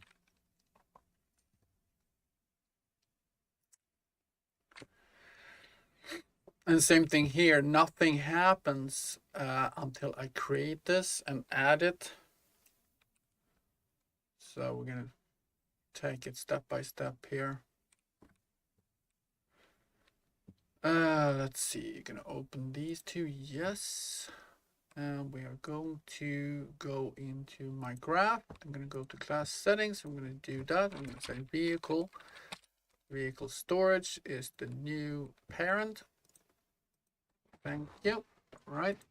So what do we don't need, but we need to have that guy here. We need to have this guy. And I think those are the two main. We need to have these guys too. All right. So let's start to get those in here.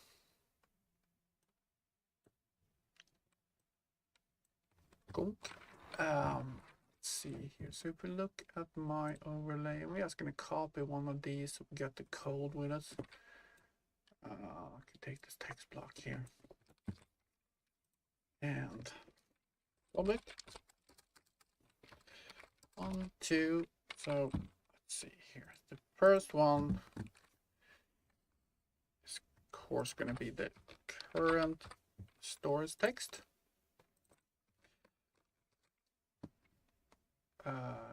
Size. I think I need to change that to size. The current storage size text. And the second one will be the max storage size text.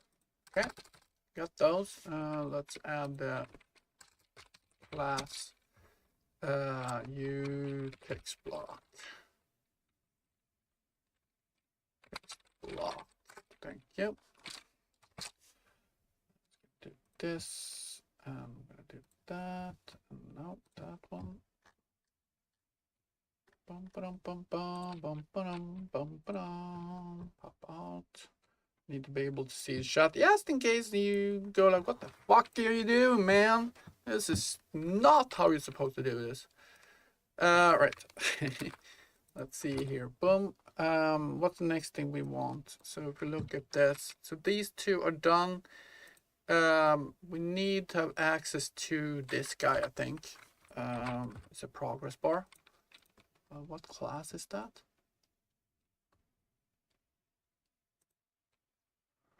It's a U slate, no, U progress bar is what we call it. Okay, U progress bar. So a U progress bar. And for declaration, this is what you can't do in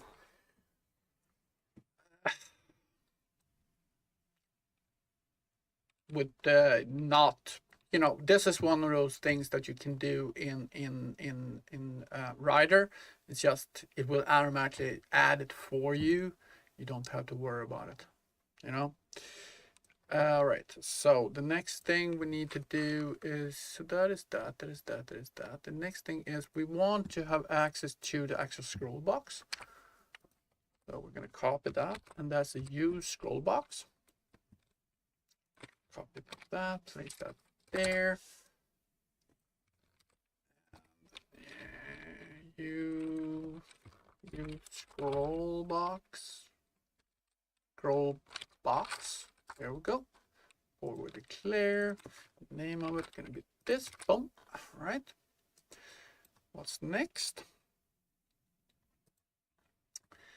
We want to have the tab selector contain as a horizontal box. This is where we're going to add the tab selectors, these things. We're going to call that there.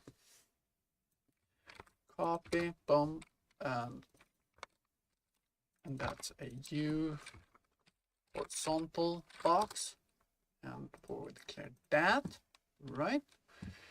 Is that it? Is that all of them that we need right now? That is the progress bar. That is that. That is that. I think that's right now. That is it. So we're gonna have here. We're gonna get a function. It's gonna be virtual void. Is it a virtual void? Virtual. Come on. Virtual void. Controller set, something like that. Widget controller set. There we go. So this function is called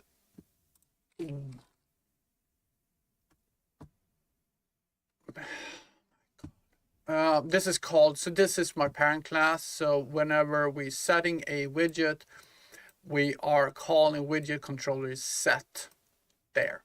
So this will be called as soon as we set a widget. So that's what we're doing here, but for some reason it doesn't want to, there we go, generate that thing. Yep, we don't really do anything. So what we're going to do, now we know that we set the widget, then we can call a function on that widget. First thing we want to do is we want to make sure that we are accessing the correct widget controller.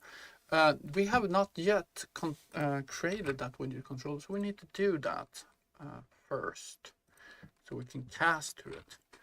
So we're going to C++ here, and we're going to go to widget controllers. And this will control everything to do with this particular widget. So we don't have it inside, it's separating control between them, basically. So the fitting menu, we should create a new class, new storage size, new thing here.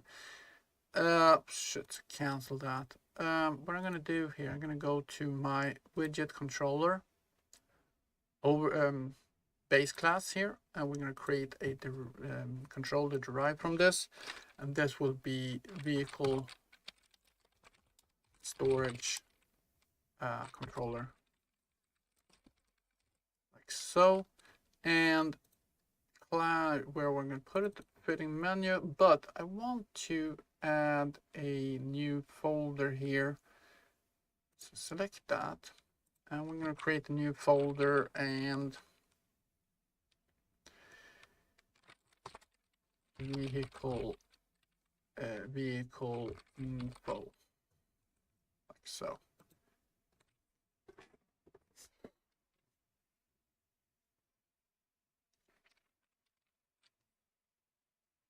Just to have a sub, because right now it starts getting very, very populated with all the controllers. Coffee. I need more coffee here in a sec, but yeah. All right. So that is that. So we can close this guy down, save selected. So this is the controller that will control this guy. So what I'm going to do here is we're going to create a T object pointer of that type, called this controller. Go. And now when we are setting it, so we know that widget has been set, so we can take our controller and we can say equals, and we're going to cast this. And what are we going to cast? We're going to cast our widget controller that is set on its parent. And oh, it's incomplete. Okay, so that's it. So what I can do is, can't do it here. All right, just gonna go here. We're gonna include it. Include UI. Boom. Widget controller. Fitting menu. Vehicle info and vehicle storage controller. Right. So now that we have it, we should be able to call functions on this controller. We're going to do that by creating a function here, and it's going to be called in the public section init controller. Boom. And we are going to void. So we are just going to create that. This is an init controller. Right now it's totally empty. We're going to fill this some information. So we need to do the information I need to pass from my widget to my controller is all these pointers, so we can do things with them. That's basically what we're doing in the widget, just passing on information to our widget controller. In my widget controller is where I control everything. So we don't have to bind anything here, so we don't need to have any information in this view property. Just make sure that it's taken care of by the garbage collection system whenever we destroy the widget. Just making sure that. The next thing we need to do is we're going to get all these in our init controller references, and it's going to call this in shit cannot spell. There we go. Boom, boom, boom, boom, boom, boom, boom, boom, boom, boom, boom, boom, boom. And then we're gonna have scroll box, reference. So this is just a lot of freaking things, but that's the way it is. Reference.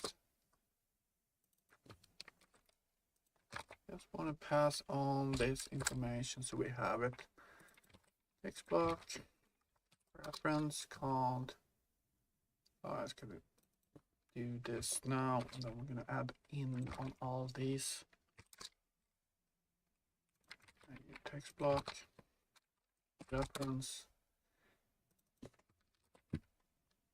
Boom. All right. We're gonna see here. We're gonna have in. Oh, in. I think. Copy. There. Paste. Paste and paste. And now we can take this guy and, well, first of all, I need to copy this guys here, make sure that we have those. There we go. And separate generate that. And I'm going to take our storage tab selector equals in storage tab selector. Boom. I'm going to have our vehicle item scroll box equals in vehicle Jesus scroll box. This is just all the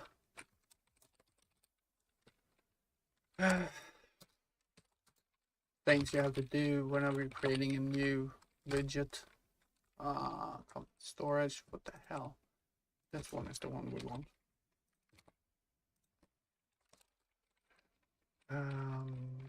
Current storage size text equals in current storage size text and max storage text equals in max. There we go. Cool. Boom. Don't need that.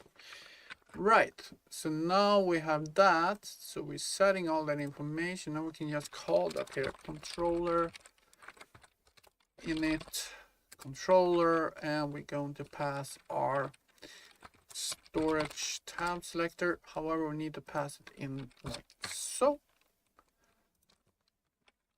Right. And I'm going to say vehicle scroll box, storage size, progress bar, I guess, and current storage size text, and max storage text. There we go. Boom. Boom, boom. So now we have access to all these things. I'm just going to do that. Cool. So now we got the controller. And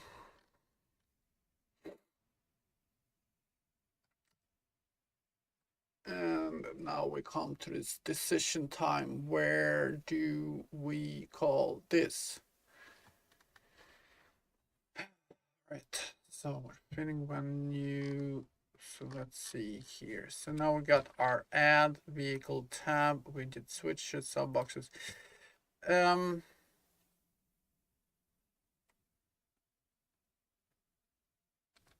Let's get back to our widget. Just take a look at it.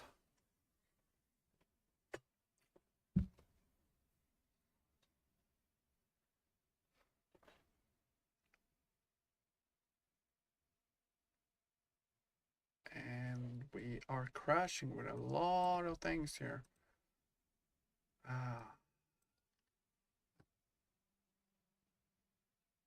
Invalid return type. What?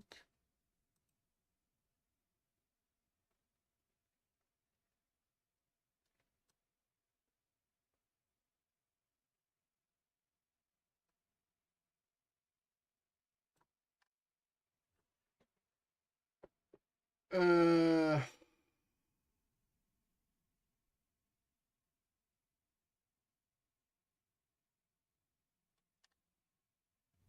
Wait a minute. What the fuck?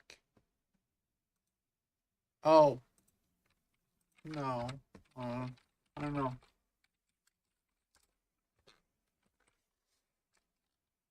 Vehicle store. Hold on. Oh, okay. There we go.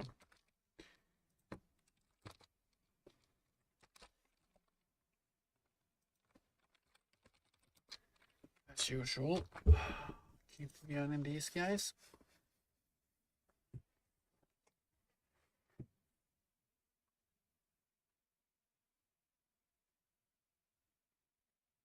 And there we go.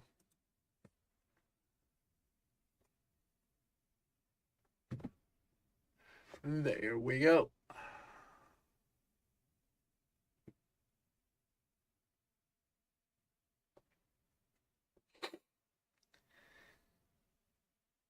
So it comes down to,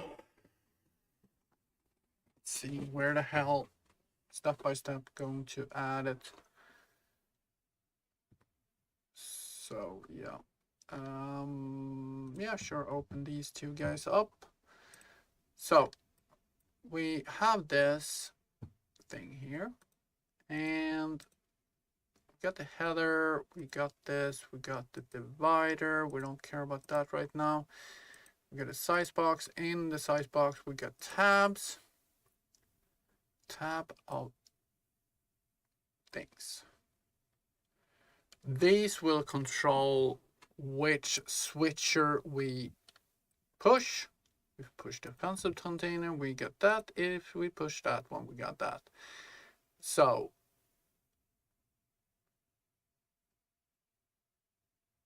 we need to know, okay, so we need to know, we're gonna have a function that happens when this gets pushed. That's basically what this is all about. What happens when we push this button? If we do it like this, because I think this is pretty okay. Storage. So let's see, event graph. Don't really do anything here. Event construct. We're getting the controller. We don't set up anything for what's happening when we're pushing the button. Question is, why not? Should we do it here or should we do it in code? We have access to these in code, I think. Fitting controller, boom. We have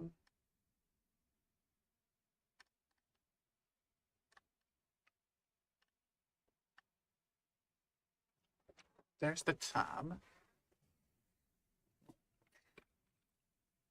So when we're starting,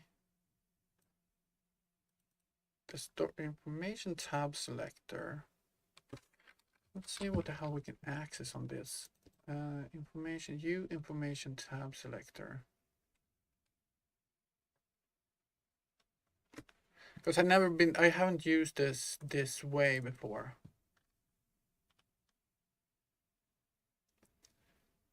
Binding them.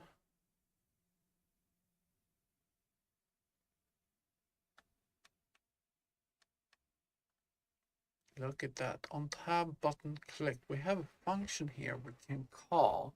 It's a private function. I think we can move this out to public. And that means that, let's just take a look at that. Tab, on tab button clicked. We're broadcasting that a button has been pushed.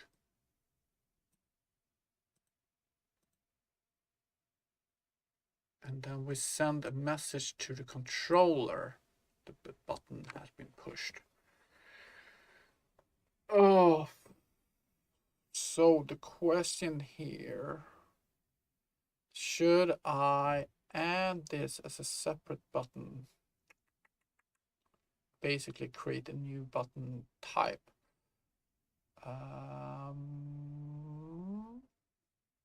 Because right now we are controlling it by casting into tab button widget controller.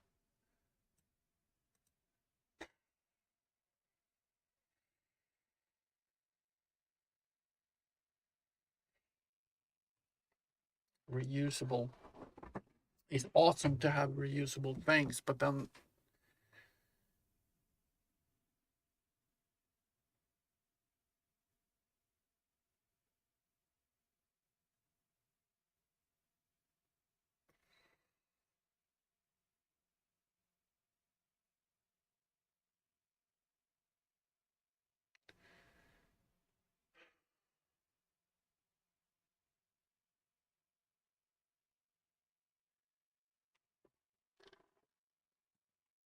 I think I'm going to control this totally through the blueprint actually, because this is not dynamically added.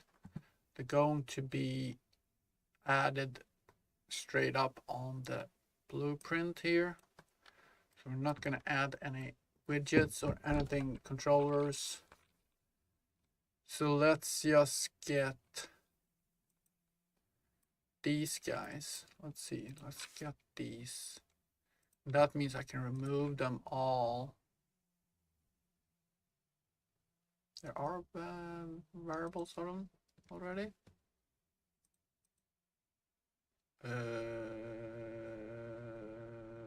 Where are they?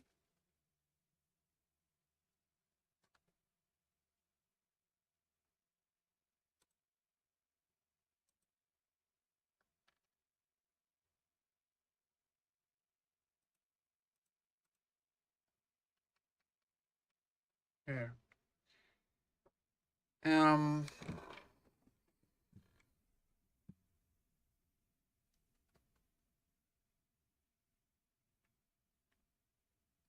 see here. If I take a fitting tab, get that, get button, get selection button, get that, and I'm going to bind on click.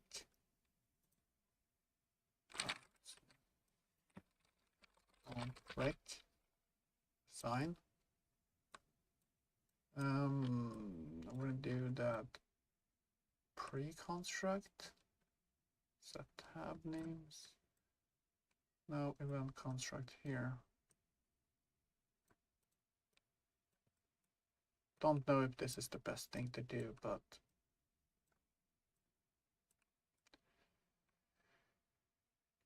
so for example here, this is fitting tab.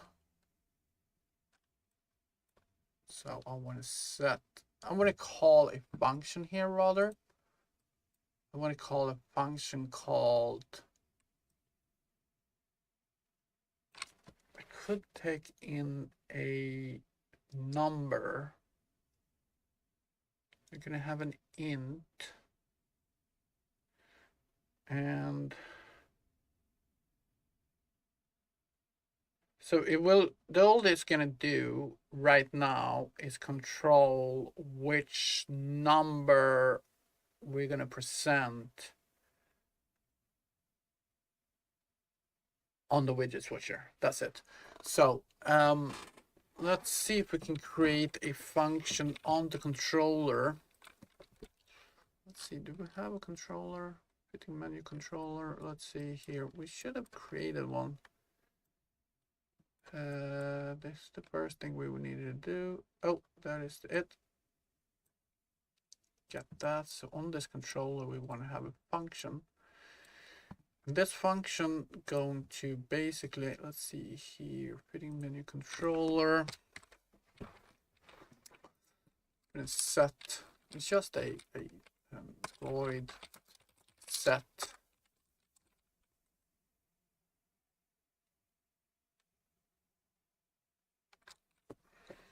What is it gonna do? sorry. Gonna set this vehicle tab widget switchers. We're gonna control widget vehicle tab widgets. Gonna set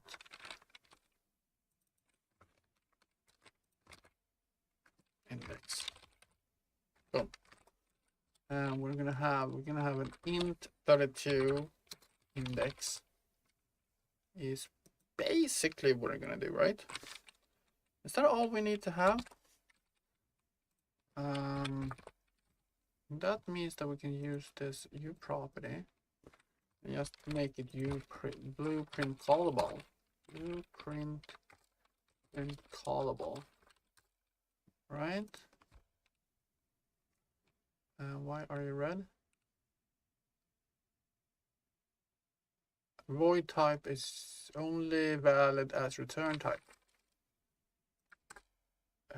Yeah.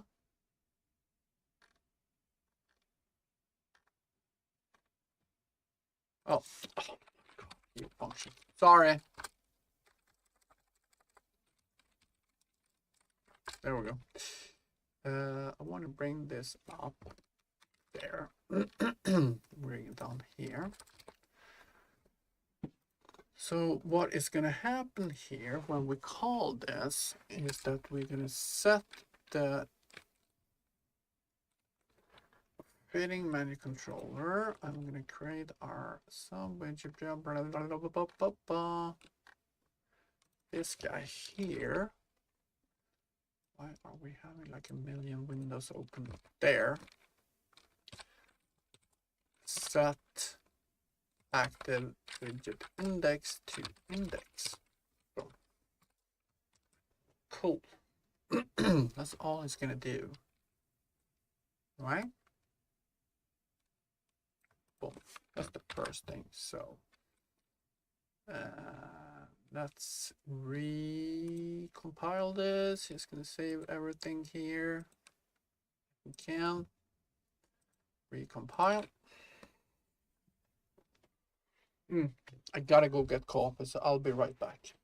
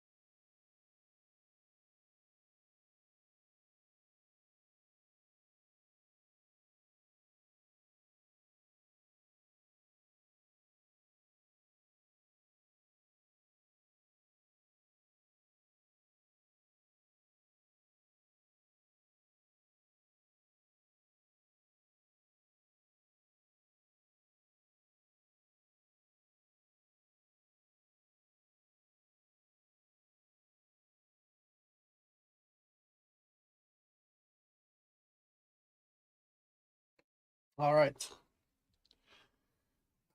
Back. Okay. So what was I thinking with you? Oh yeah, we're gonna add the function. I'm just gonna see if what's happening here.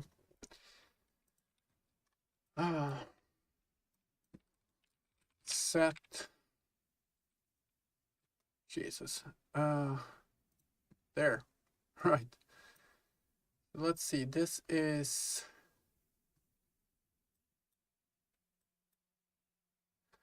fitting tab. So that's supposed to be 1, 2, 3, 4. Close that. I don't need that right now. It's gonna be a 4, right?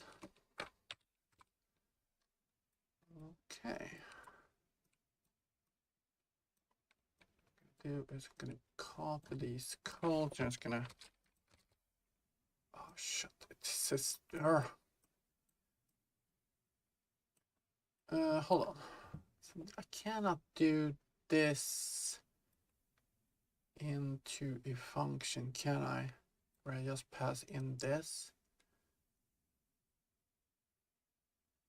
Maybe I can. Hold on. I move that, and I do this, and I create collapse the function. I can't. Okay. Yeah, there's something about that whole. I can't do these things into a function, but not these things. So I can. Technically, I could collapse this into a function, and this function could have that as an input. Boom. And let's see, new function is going to be called what, set index. I don't know. At least that's something. You can set that to 4. And this is, let's see, there we go. And that's going to be removed there. And I'm going to set this to storage. Get storage, put that in there, and that will be 5. And now I can move these guys down. I mean, technically, I could do this in C++, but you know, honestly, I don't know. It just feels a little messy here, but the way it is. So this is number 3. And what are we doing with that? That is other, which I don't really know what I'm going to use that for, but you know, honestly, we'll see. It's gonna be fun. There we go. And there we go. Boom. And why are you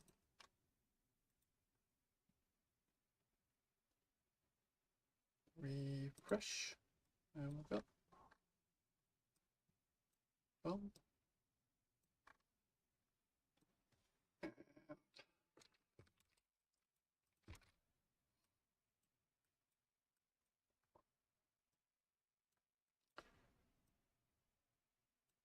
There we go. There we go. This is number 2.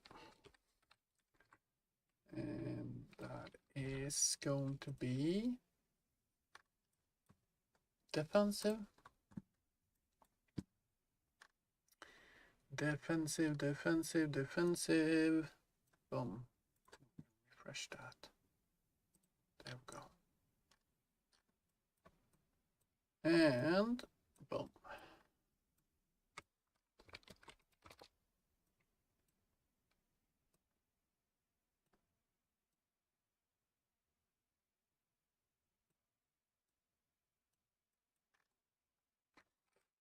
It's going to be offensive. Refresh. And 1. All right. I don't know. Will this work?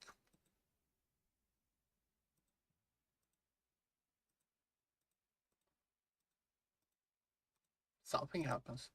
Although it seems to 1, 2, 3, 4, 5. Fitting tab.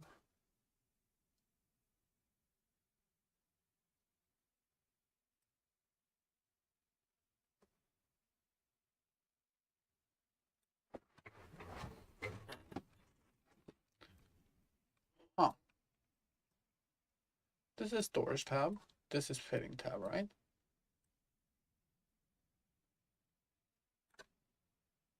Five, four, three, two, one. Offensive, defensive, other.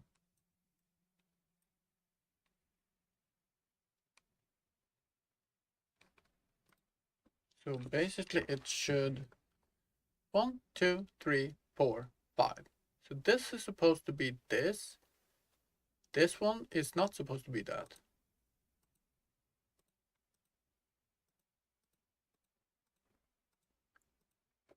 Okay, so fitting needs to be changed.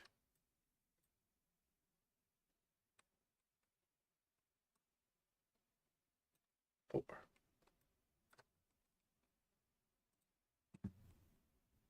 1, 2, 3, 4. 1, 2, 3, 4, 5.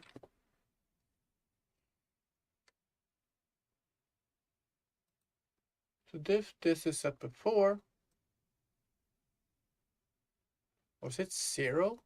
Oh, 0 based. Ah, okay, gotcha. Sorry. So it's 0 based. So this is 4. This is 3. This is 2. This is 1. This is 0.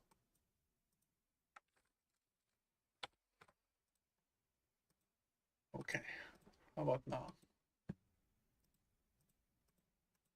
Yeah, all right, cool. Awesome. All right, so the next thing we need to do is I want to change the color on one of these things here. So we see which one is which. And we also need to make sure that this get changed back if somebody else get pushed. So I had a solution for this in C++ when I was doing this here. But now we're not using C++. We'll probably have to run it through blueprints. We can fix that.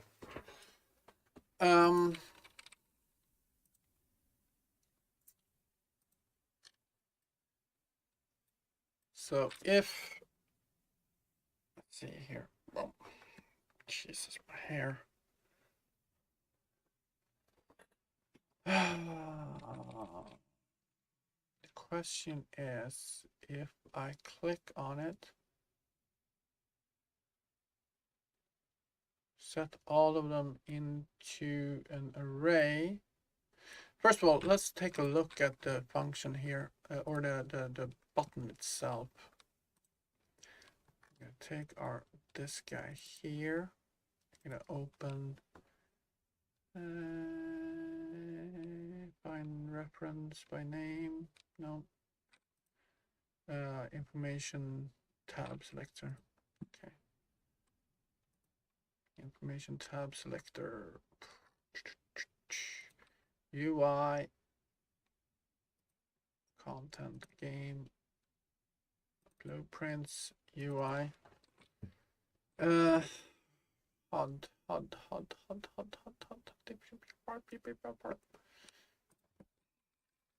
Tab selector. Tab. Is that it? Okay, so the selection image, this is the one we're talking about. Yeah. And that is a variable that we can set. And we can set the tint on that. All right. So what I need to do here basically is at the start, boom, we're going to create a T array or an array of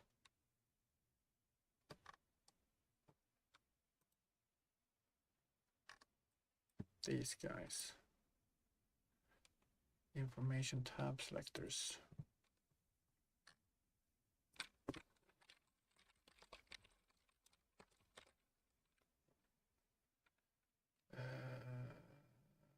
Object reference. And it's going to be a array of those. And this is going to be my tab selection array. And we are going to create a new function. Add tab array. There we go. And we're going to take our tab array. Offensive, defensive, other, bidding, storage. 1, 2, 3, 4, 5. Oh shit. The hell am I doing?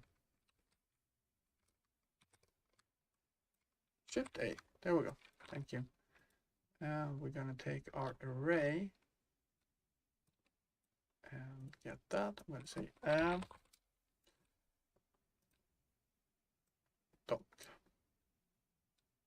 What?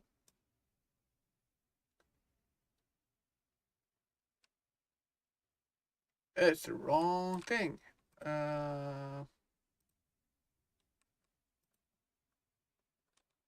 Where is it then? Information tab selector. Sorry, information tab selector.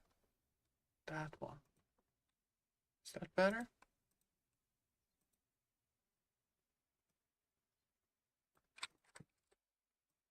Okay, drag that out now.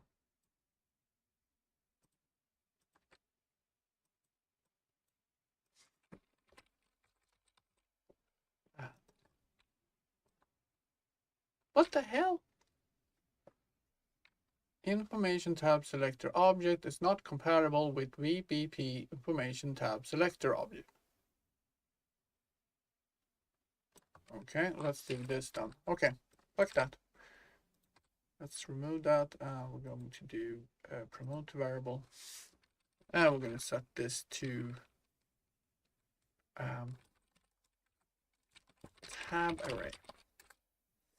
And we're going to deselect that, boom, and we're going to remove that. And now we're going to take this one and we're going to set it to an array. And then we're taking this one, boom, and getting that. And we are adding to that. And please work. Yes. Oh, Jesus Christ. All right. I'm just going to do a lot of these. Add. And then we're going to do this, and I'm going to do add. I don't think I can add these guys. Nope. And we're going to do this. I'm going to do add. And I'm going to do the last one. I'm going to do add. And I'm going to do that. Bum, bum, bum, bum, bum, bum, bum. It works. Just sometimes it's just a little fiddly. Little fiddly, fiddly, fiddly do, fiddly do, fiddly do. Okay, so now we've got that, so we can go back. Set index event graph, and we're gonna go, I'm gonna do add tab array. Boom, and we are done. Okay.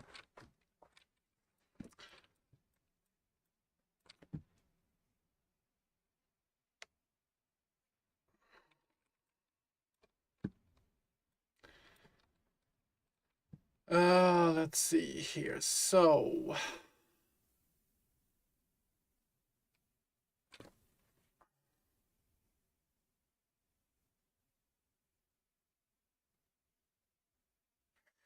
create a new, oh, right. Can you do a for each loop with these? Yes, you can, right? Let's just see, because it's a freaking nightmare when it comes to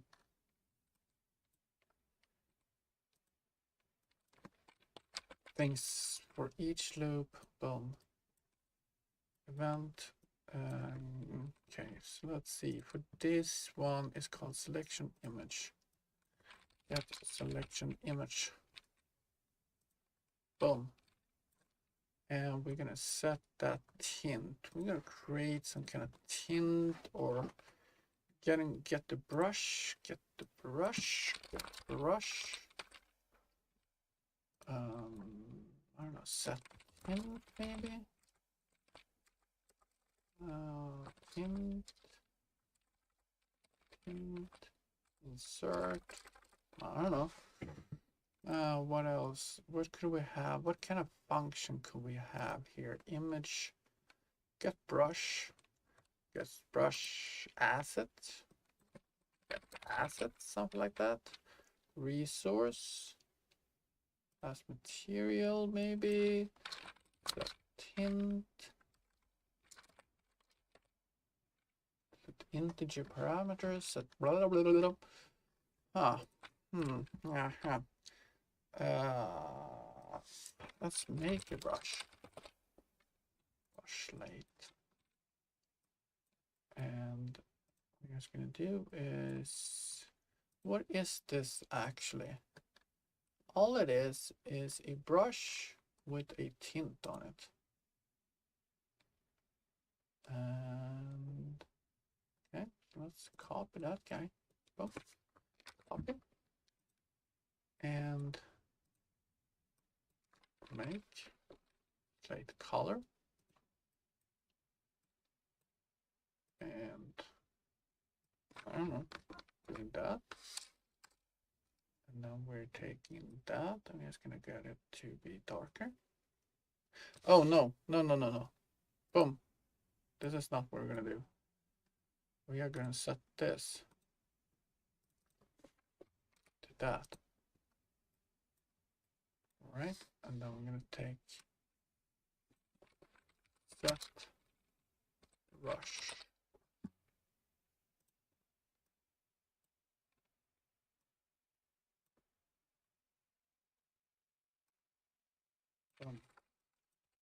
Okay. Do that. We'll see. So that should be run through first. What do we call this? We call this new function. So return set normal color. There we go. Boom. So when we push it, we set all these guys to normal color. Shut. That's like, this is what I have a problem with when it comes to blueprinting. It's got these things and I get it into way for each other. So what I can do a sequence, I guess. Let's do one there. One.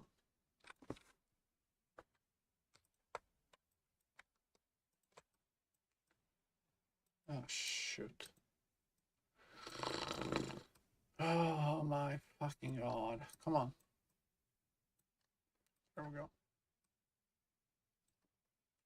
3, 4, 5.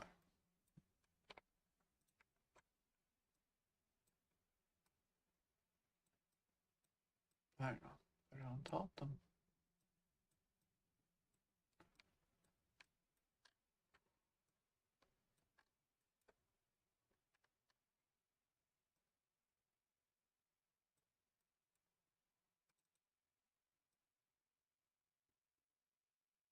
There we go. Let's get these guys down here.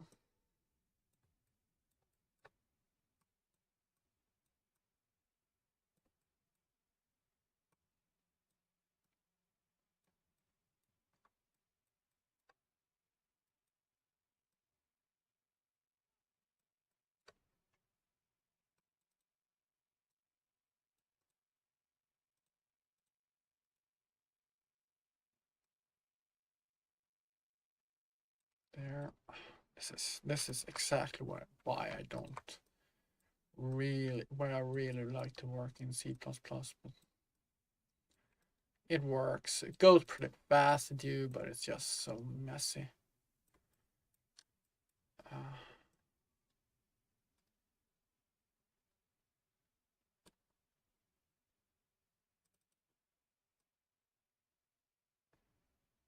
we go. Okay. These things I could probably put up here. There we go. There we go. And there we go. And there we go. I don't know. Probably move these up a little bit so I have two-way direction on these guys, I guess. Oh, shoot.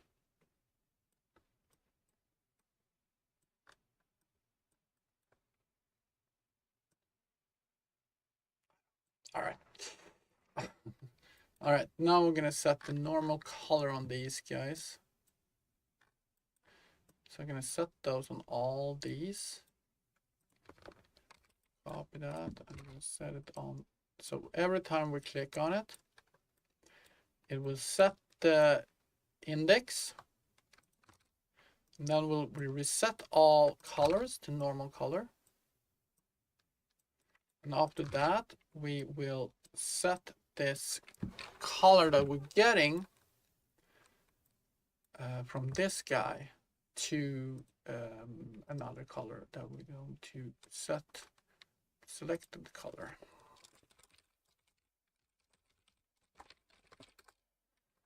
So we're gonna get our thing here. Boom.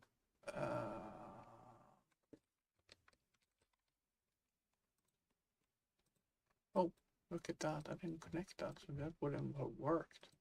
Nice. And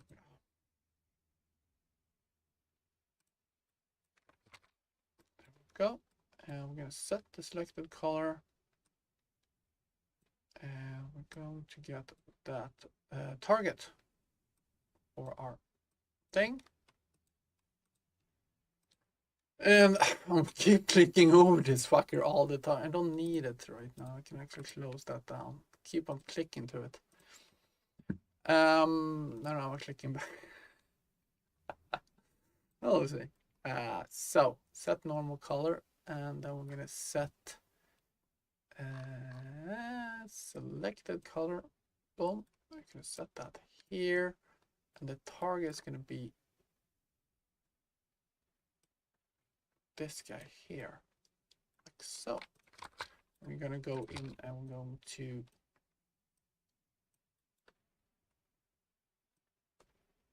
fix the actual color. I haven't done that just yet, but that's okay. There we go. And yeah.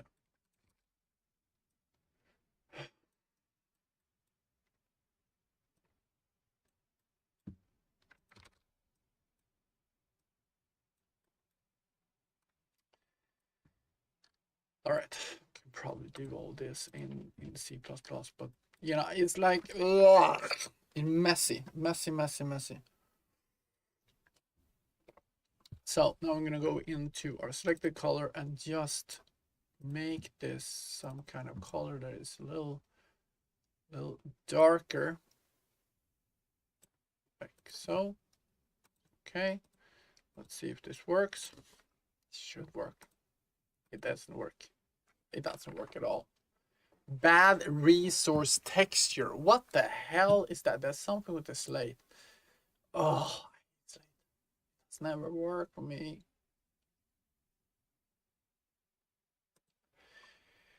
Ugh.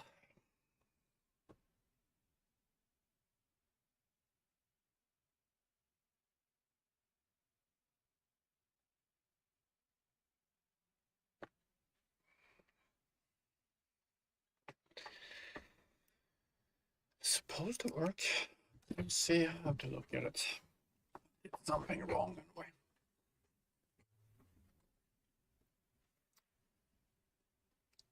Yes, I want to open it. Thank you.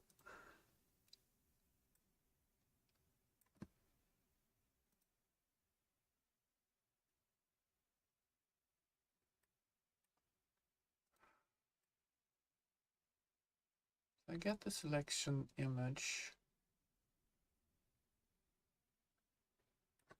Let's see which one it is they're actually crashing on. Is it crashing on the first one? Oh my god, can you stop?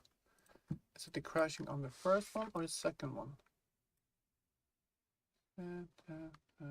Okay, what I'm gonna do is I'm gonna redo these guys. Or is it crashing on both of them?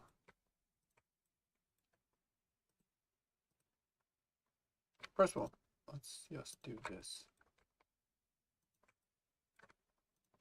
Let's see, so everything works like it should anyway.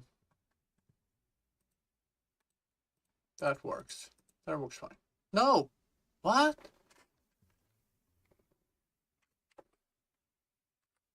What the fuck happened now? What is happening now? Find dynamic texture resources. Did I not unplug all of them? Gotta have missed one of them.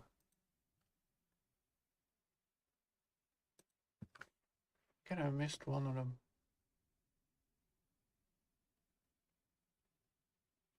Clearly texture problem.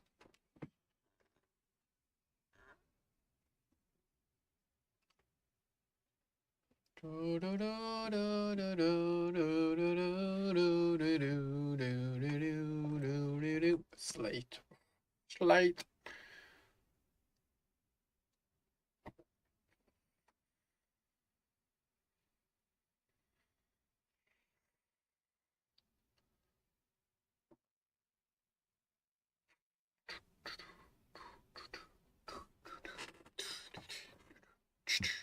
Cannot.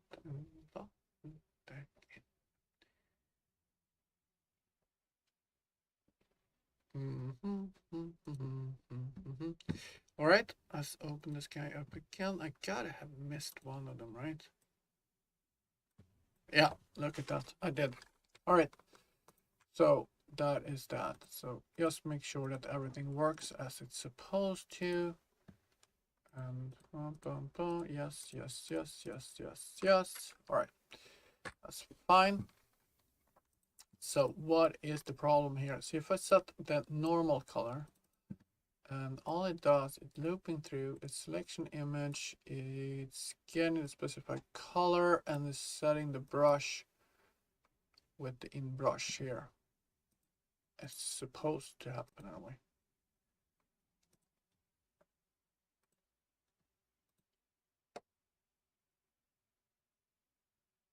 Add resources. US build.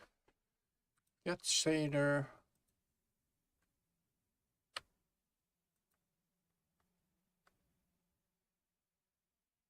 Draw scale. I don't know. It's when it's yeah.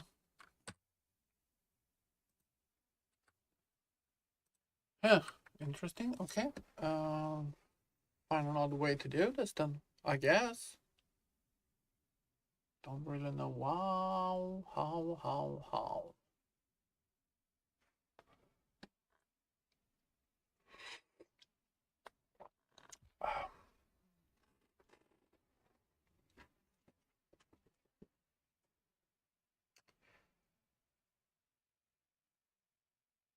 The controller has all those. Let's take a look at how I do, because I do this definitely here. So let's see how I do that there. So that is not you. That is definitely setting information. Oh my god, what do you call this then? I don't care about this, and this can be closed. Thank you. Let's take uploading widget here and information tab.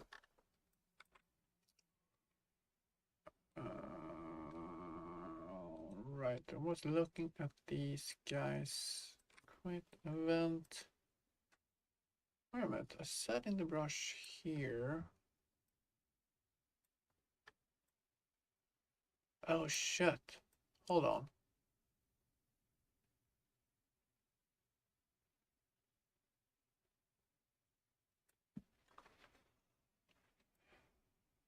Blueprint call. As controller. Wait a minute. This is actually happening on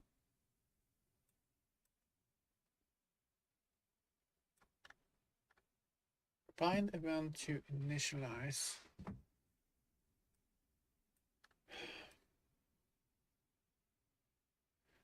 I wonder.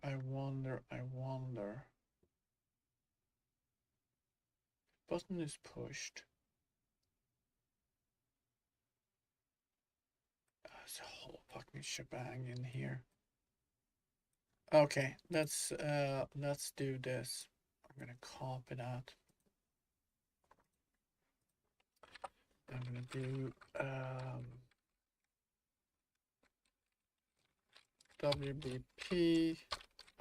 This is probably just stupid, but and this one is the vehicle tab. Is it spelled right? Vehicle. No.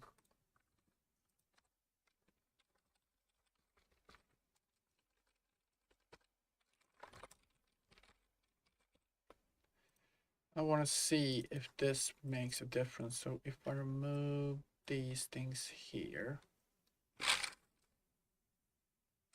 boom. And I don't need to do that because I'm not going to have a controller on this one. And let's see. This will screw everything up, but yeah, I mean, I gotta do something, right?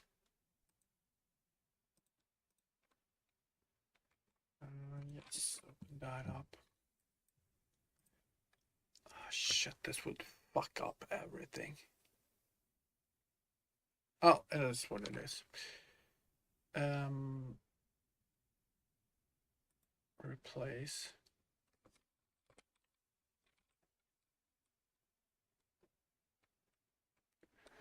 Okay. Vehicle tabs.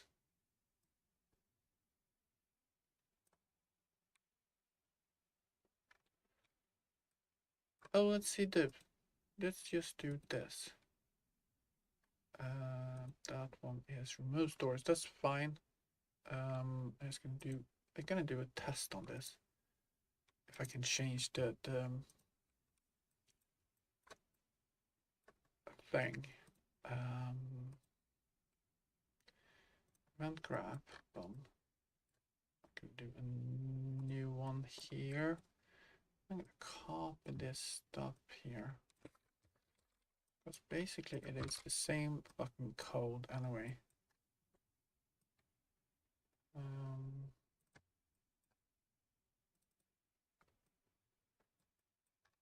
This, I'm gonna take my vehicle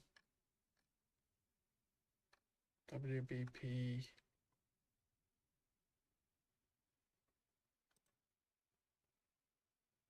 vehicle tab, this guy here. Refresh that.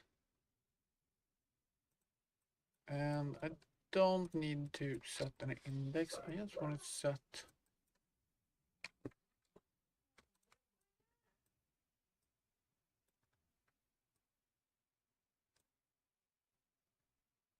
set the color. See if it screws up. Yes. All right. So you got nothing to do with that stuff over there. Okay, cool. Then at least we know it. So there's something in my code.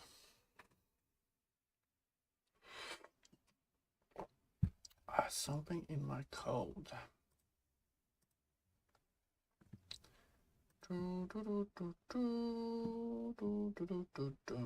What could it be? What could it be?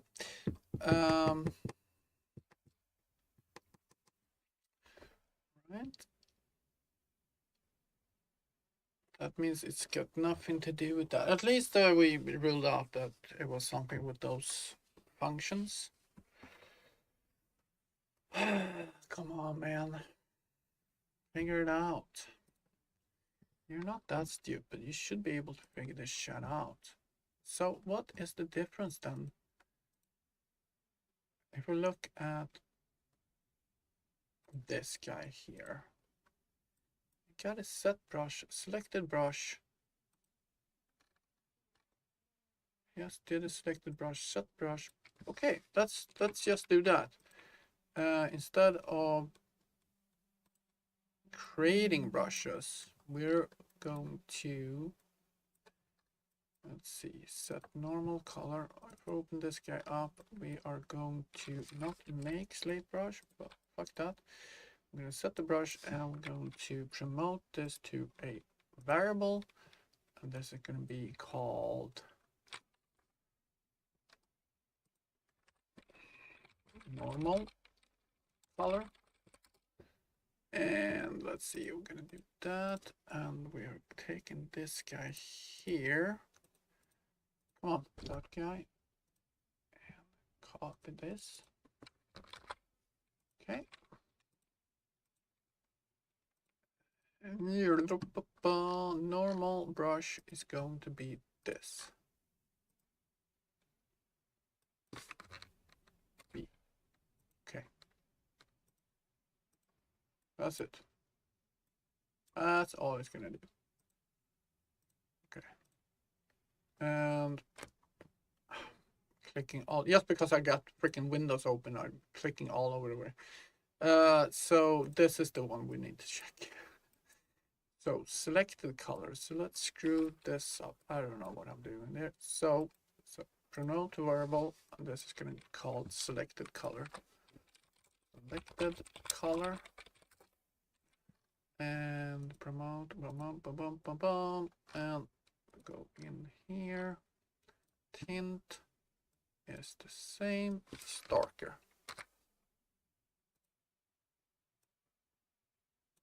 Something like that. And yeah, let's see if we crash this too. Probably will.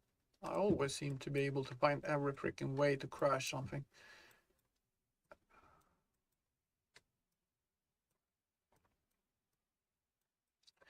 If there is a way, I'll find it. Let's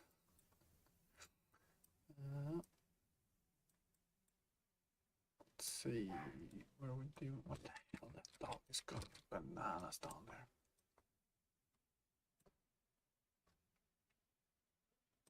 Storage. Need that. Oh, wait a minute. This is the one we don't really care about, so we can just delete that guy. And I'm gonna go back to the designer here, and we're going to remove that guy. We don't need him. It's just for testing. Okay, let's crash it again. Boom. No, there we go. Here we go. Oh. Oh. Okay, so that was that. Okay. Well, at least something. So we can remove this guy. Just delete him. Force delete. I don't care. Save everything. And so that was one thing that is done. So now we are controlling tabs. And we can, let's see, is it dark? It's too dark if we compare it to this guy. It's pretty okay, isn't it? It's a little lighter actually than this one, but it's okay. Okay. All right. So what happens when we are pushing this? Well, we are going to populate whatever is in here with the correct data, and the question is, coming back to the question is, how the fuck do we do this? Do we do it straight up? We just populate in all these slots with information, and we keep that information until we're destroying this widget. I think that's probably the easiest way. So we are creating all the boxes that are this is in, and we can fill those with whatever this is. This is going to be total dynamic, but at least we can now start thinking about what's happening when we're pushing the button. That's the next step. What's happening? Well, we are calling a function in C++ that's basically going to say, I don't know if you see this, but it's very, very subtle, but it actually is highlighting the outer edge when we're hovering over it. Actually, I really like that thing. Anyway,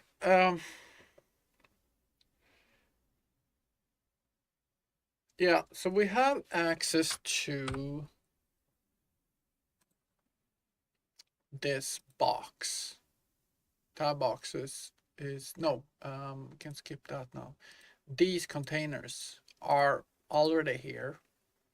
So we have access to those in C++. So all we want to do is we want to create a widget that we can place inside of this. And then we can control that widget however we want through a widget controller. So yeah, that's what we want to do. So these widgets already exist. We keep it like that. We have access to them. So it's the storage container widget that we want to fill is a horizontal box, right? Yes, it's a horizontal box, and all we're going to do is add a child to that horizontal box, and we're going to do it by creating a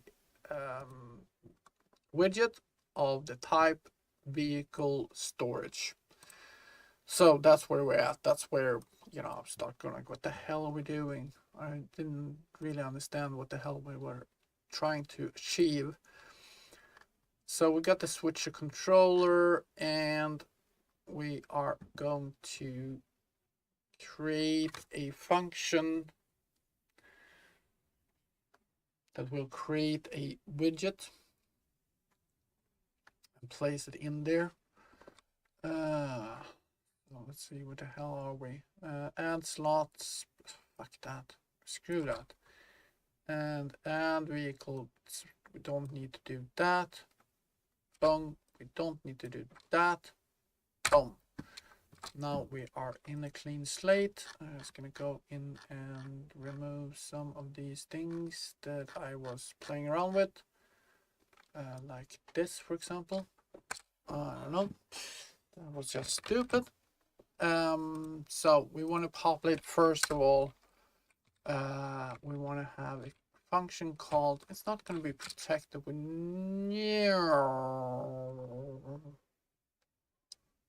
This could probably be pre-protected because this needs to be populated pretty soon.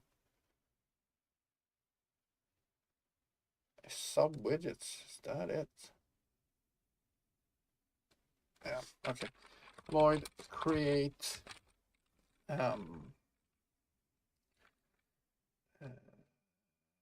create storage. Vehicle storage widget. There we go. That's all it's gonna do. Create definition. So what we're gonna do here is, let's see what we can copy. So we can copy some things here. It's gonna be a U vehicle storage. There we go. Copy that. And we need to have a widget class for that. So we're gonna fix that. So I'm gonna go and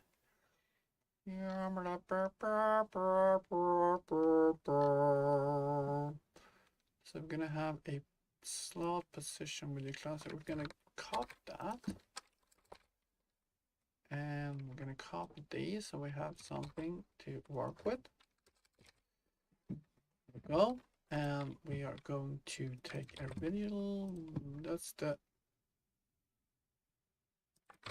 widget. This is going to be called vehicle storage widget. I don't know. Vehicle storage widget class. And then we're going to have a controller for that, which is of course our, there we go, this guy here. Close that again. And that will be that, and that will be that guy there. Boom. Now we're gonna load these in dynamically. And to do that, we're gonna do that in the controller. Hey man, Sven, thanks for the subscription. I don't know why it doesn't come up as a or I actually do have learned a little bit about it. Usually it bungs up on the screen, but apparently it's, if people have them as private, it won't come up. If they have it as public, it will pop up. So thank you for the subscription anyway. I really appreciate it. I'm working 5 days a week with this, so I'm trying to stream 5 days a week. During the afternoon, British UK time. So it's I usually start at around 1 or 2 o'clock GMT, and going for like, I don't know, 4 hours or something like that. And then I usually do a lot of coding off screen. I did a couple of days here where I worked pretty hard to understand. All right. Well, good. Of course, and that's what I'm here for. I mean, I like streaming and I love interacting with people. So if you have any questions about what I'm doing and why I'm doing anything and what the fuck I'm doing, just ask away. Trying to learn. A lot of what I'm doing is just learning, and you know, step by step, getting through the process of doing things better and better. And you know, I'm doing, for example, now I'm gonna do something that I start doing after I started doing this game project, and that is, you know, manually importing things instead of adding them to a blueprint class. So what I'm gonna do now is gonna get a constructor here first of all. So a lot of my code I'm doing, I'm redoing later on because I realized that there's a better way. There's always a better way. There's always a better way to do things. Let's see here. So I've been start to do that in my widget controllers. So let's go and take a look at exactly what I'm doing. So sub widget controller, button controller, prompt screen controller maybe. Let's take a look at that. Yes, so here it is. It's reading in the class by adding them here instead. So let's see here. So this is a static constructor helpers that will help us find the class instead of adding it manually inside the thing. Anyway, I was gonna say, fresh college graduate, holy shit, you probably know a lot more than I do about coding and shit, because I am learning by doing. And I've been doing some game development for a while, but you know, I don't have a degree in anything. Actually, that's not true. I have a degree in business management, but that got nothing to do with this, if I put it like that. So yeah, right. What we're gonna do? We're gonna go and we're gonna find our class that we just created. Vehicle. Here we go. Boom. First of all, I need to include these guys, forward declaration and forward declaration. Boom. And now this guy here, we're going to do that. And this is going to be vehicle storage object. And we're going to copy that and get that there. And we are going to get the storage class. We're going to fill that with this information from the class that we are going to get. So this is the address to whatever we want to track down. So the thing we're going to track down is, of course, our widget, because we need our, let's see, we got that, we got our widget here, and this is the widget we want to create. So I'm going to right click on this, copy reference, and we're going to go into our C++ code. Oh, not that one. Where are we? This one. I'm going to paste it in here. Boom. And just remove everything before game. And everything from the dot forward can be removed. Boom. And that's it. So now we have our vehicle storage class, and we're also going to get our controller. Now, sorry.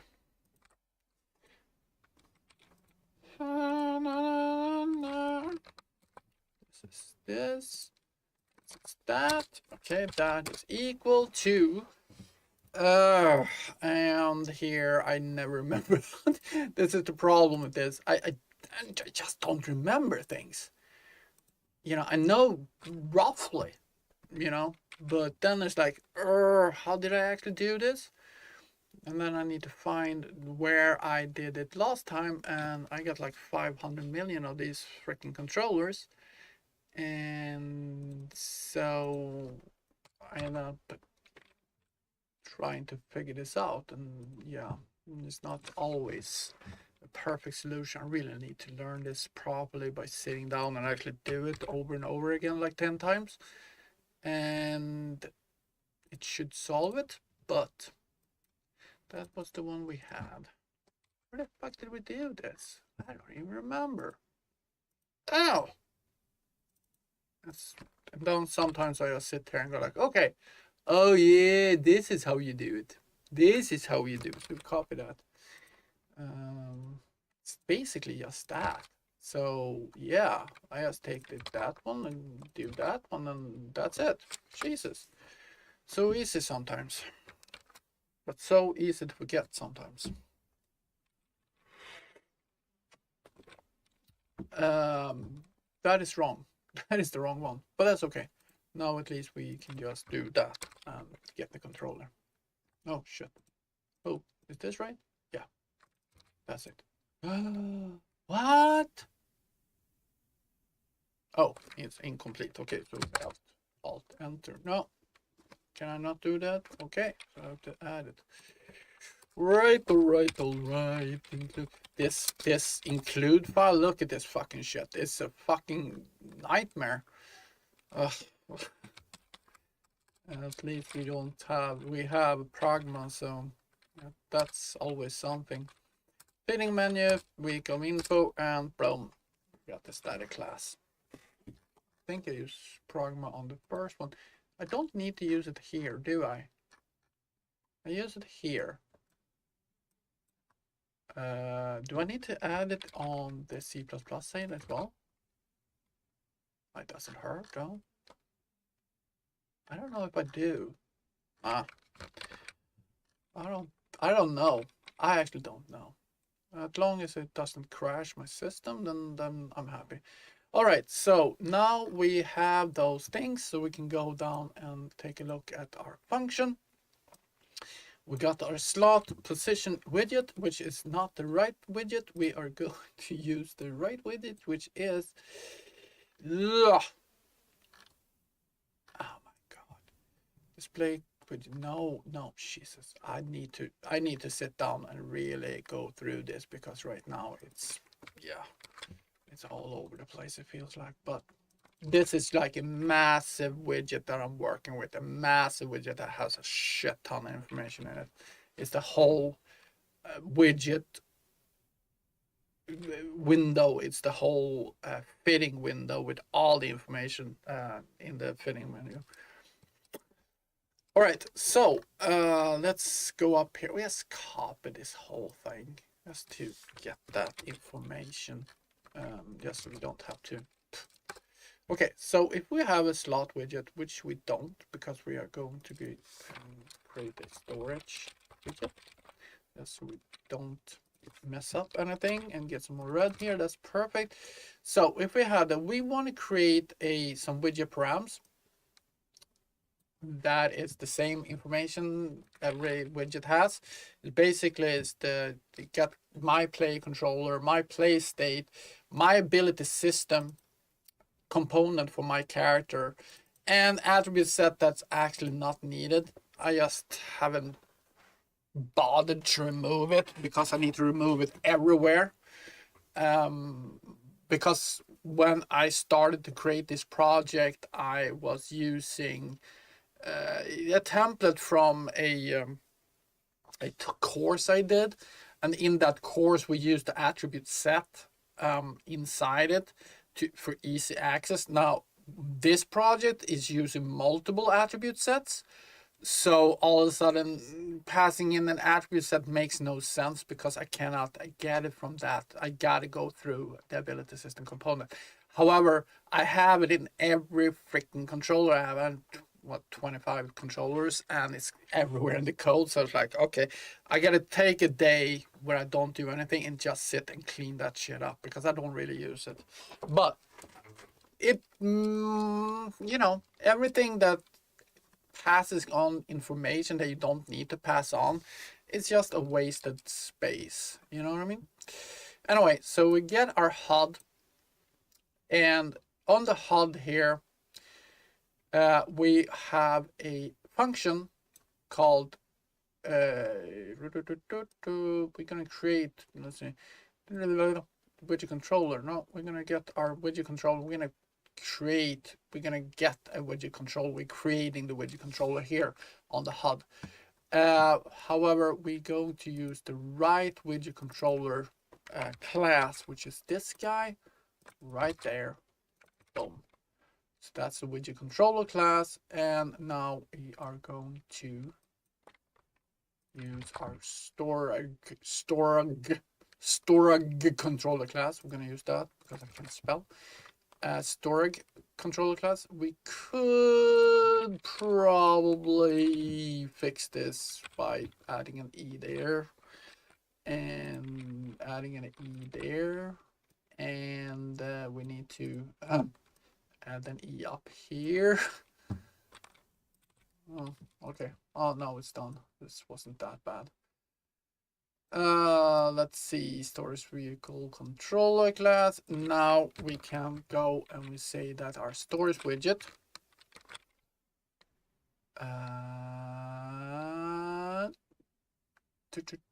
this is for slots, so that's fine. Storage widget there, and we're gonna set the widget controller. So these things are functions that we call to add things to our storage controller if we need to pass through information. So this is specific for the storage control that we have. Now for this storage control, for storage controller, for the widget controller, storage controller, widget controller. So this is for the widget controller that we copy it from. So that has nothing to do with these things. We're going to build up what information we actually need, which I don't know yet. So we don't need to add anything here. We don't need to add anything there. We're just going to get our widget controller created, and we are going to add this widget now to the place it needs to go, which is my, let's see, my fitting menu controller. I got that. This place, storage tab, this place. No, that's a tab. Oh yeah, I didn't bring it in. I gotta bring those in.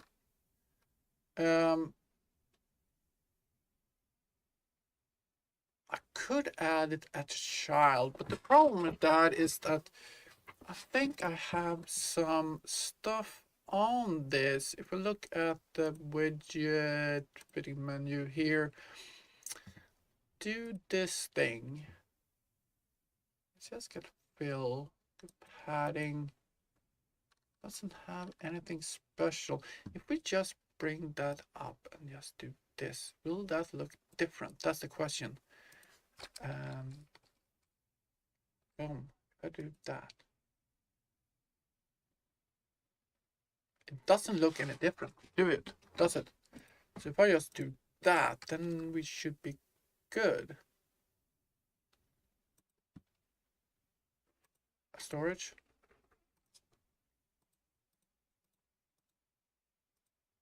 Yeah, it looks perfectly fine as is. So, all right. So we don't need that. Okay.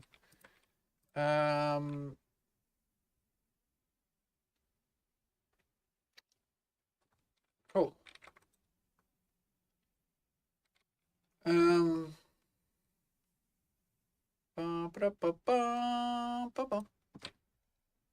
We take the storage tab widget switcher and we're going to drop it in as a child. Add child and storage widget. The problem with this, I guess it's not a problem right now. We just pop it into that. So what I can do is I can just remove this now. Save that. And restart this. Let's see if we get this one populated.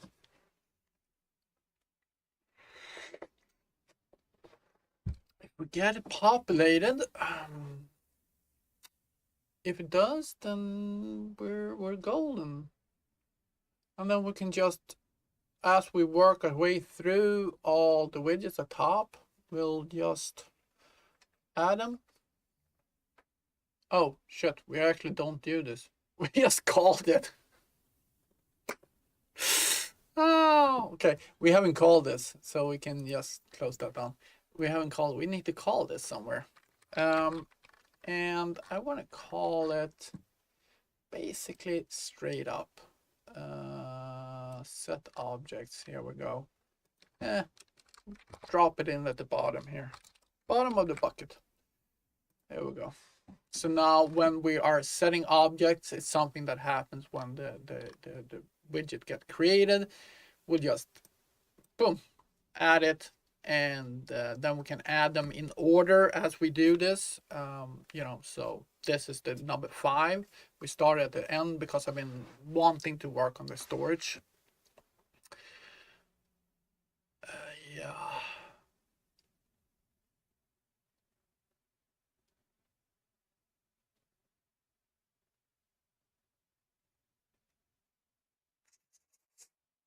Working, 75%, 75%. Fails low class where? UI manager object art. Okay, that's fine.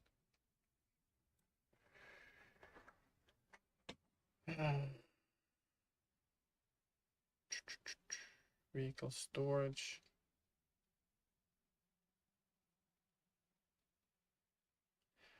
It's actually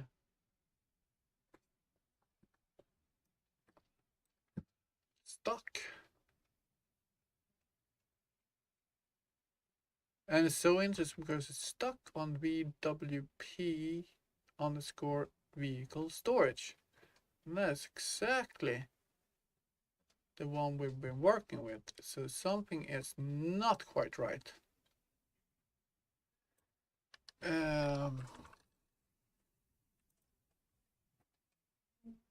Yeah, something is not right with this. Okay.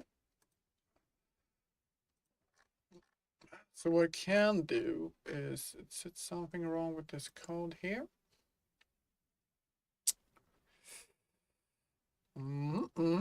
Okay, let's add it as a in blueprint. I think I have that in there. I think I put edit anywhere, so can do that just to see. everything works. I don't know what the hell happened here. Let's find there. Maybe it's something wrong with this class. Maybe it's not supposed to be a class. I think it's supposed to be a class. Maybe it shouldn't be a class. Maybe it should be supposed to be an object. No.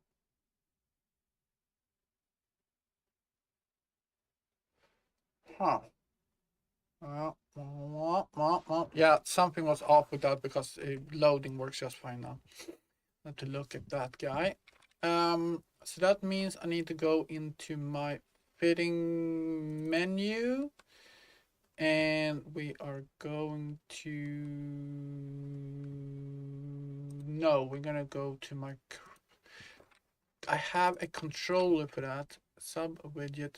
This is one of the reasons that's always good to have a controller, is that you can add information easily. Let's see, fitting menu controllers, fitting menu, BP fitting menu, there we go. And vehicle stores is nothing here, so I'm gonna add that there. Easy peasy. This is what I try to do in code instead of having this whole list of different things, but you know, that's the way it is. So let's see, boom, and we get something here, and this is dynamically added from code. So that is awesome, because this is not on our list here. It's gone. It's not even, you only get 4 here. Get fitting container, other container. So it's dynamically added in code, and now we got full control on what we want to show in code. Yeah, I don't really like this, but that's all about me and my OCD. Like, oh, it sticks out a little bit there. It doesn't look good, but it's fine. It's fine. We'll figure it out. We'll figure it out. Woohoo! Got some movement, and yeah. So, cool. So the next thing I need to work on is start to populate these dynamically, because we're not gonna have all of these on all vehicles.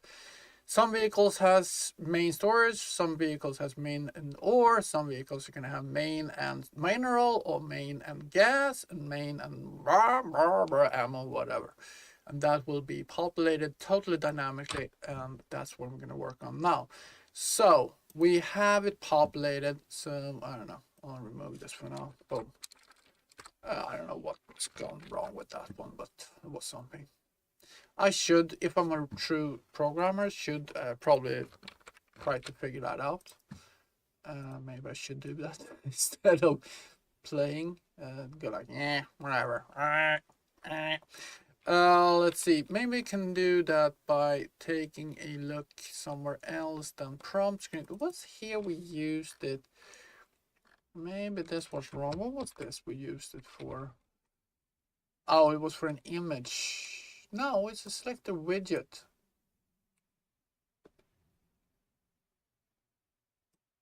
Class. You say image.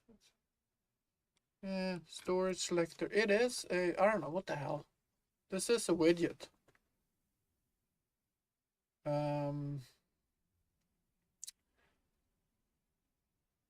So I actually don't know why the other one didn't really like it. Maybe it was something wrong with the address then. Game, blueprints, UI, fitting menu, in storage. If we look at this guy here, no, it looks right. Double one. I don't know. I cannot see what the difference is between them. Semicolon down. All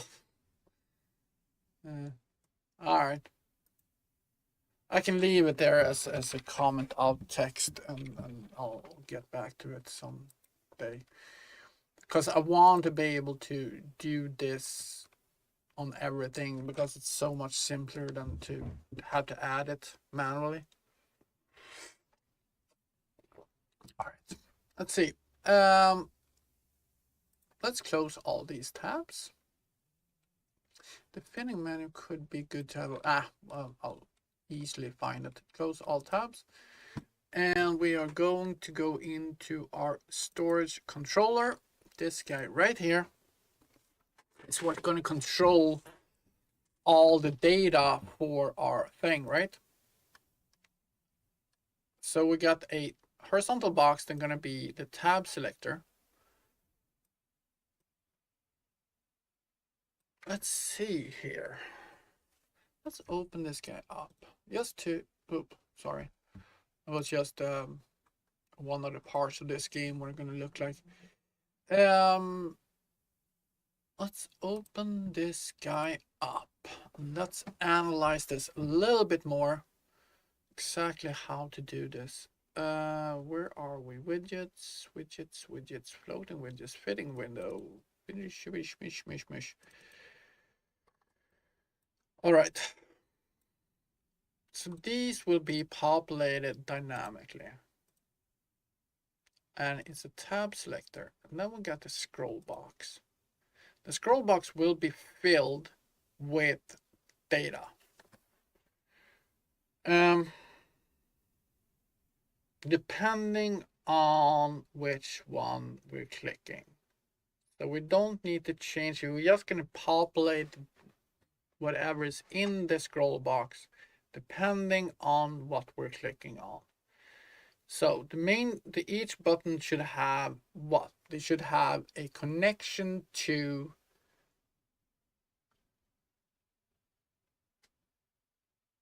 we need to have a connection to our current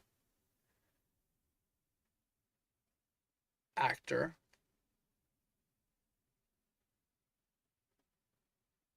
Our current avatar, and that current avatar has connection to its own component, that is the inventory component. And the inventory component has a list of the storages that it has access to. Why am I clicking on that all the time? So we need to, when we're creating this controller, we need to call a function to grab that information. So void, you're going to call init. No, it's need to return something. What do you need to return? Does it going to return anything, or is it just going to store things? It's just going to store things. So it's going to be initial storage data. It's just going to call it to grab information and populate information. So initial storage data. So first of all, we need to have access to our, we can do that here probably. We have a function in the UGD function library here.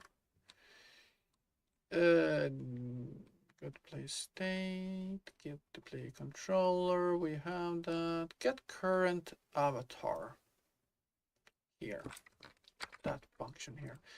And this is where, I don't know if you were here when I talked about it, but I'm getting every controller have access to the player controller, the player state, and my current ASC actually.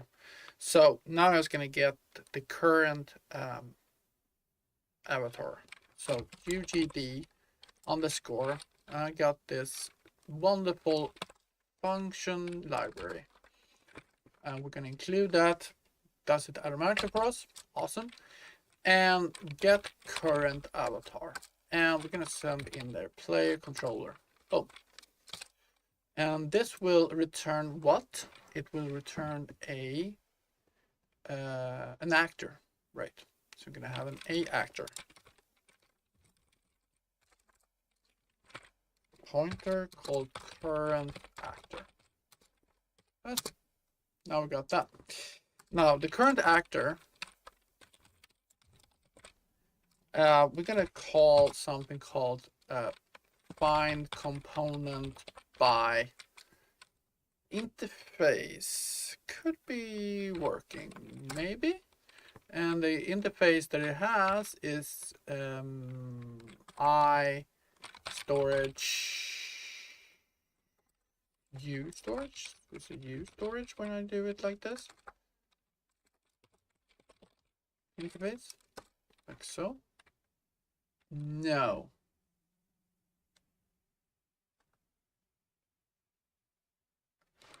Why doesn't it like that? I could also do find component by class and just do it that way. Find component by class. That's easier. Don't have to worry about it. And this class is a U inventory component. So, and now we're gonna say expression result not used. So we're going to do a U inventory component pointer called inventory component equals that.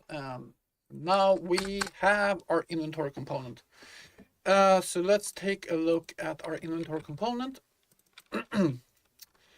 In here, when we create it, we are creating something called an array. No, yeah. Storage type. No, that's not what I want. We have vehicle storages here. And we want to get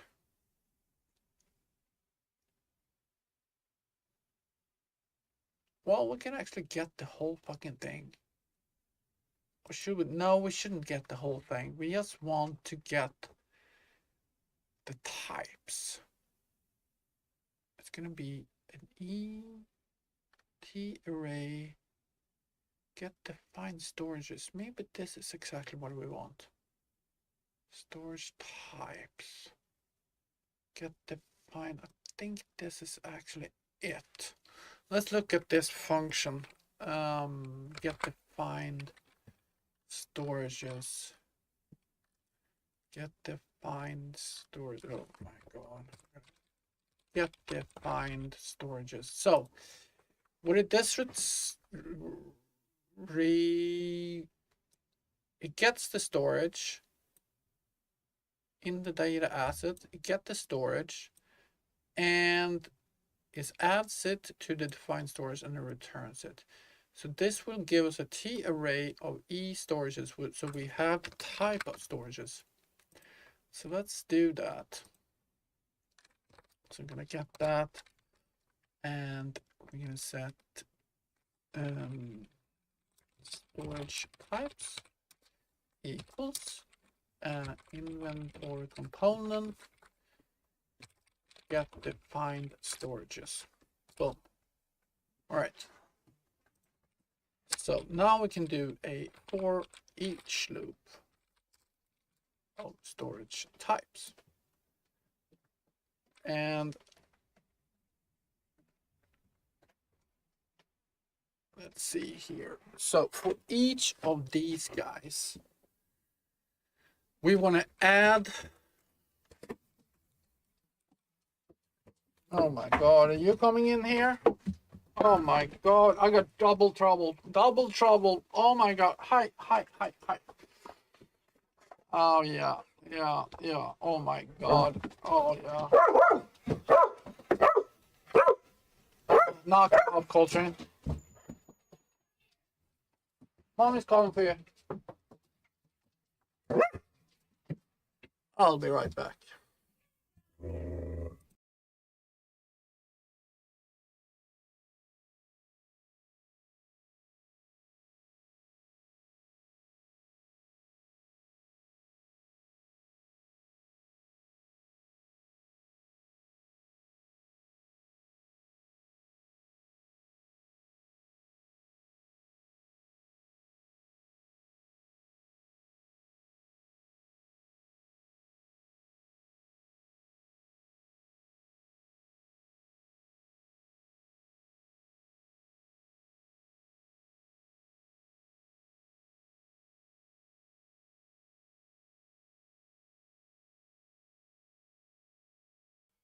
All right.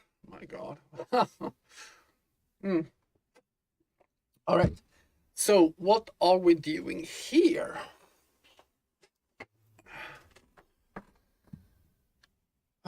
For each of the storage types, so it's going to be 2 in there, I think, for this particular one.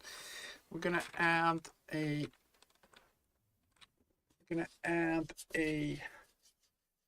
button. So let's see here. I'm going to add one of these buttons. So we're going to remove these guys here. I'm going to keep one just for the sake of keeping it.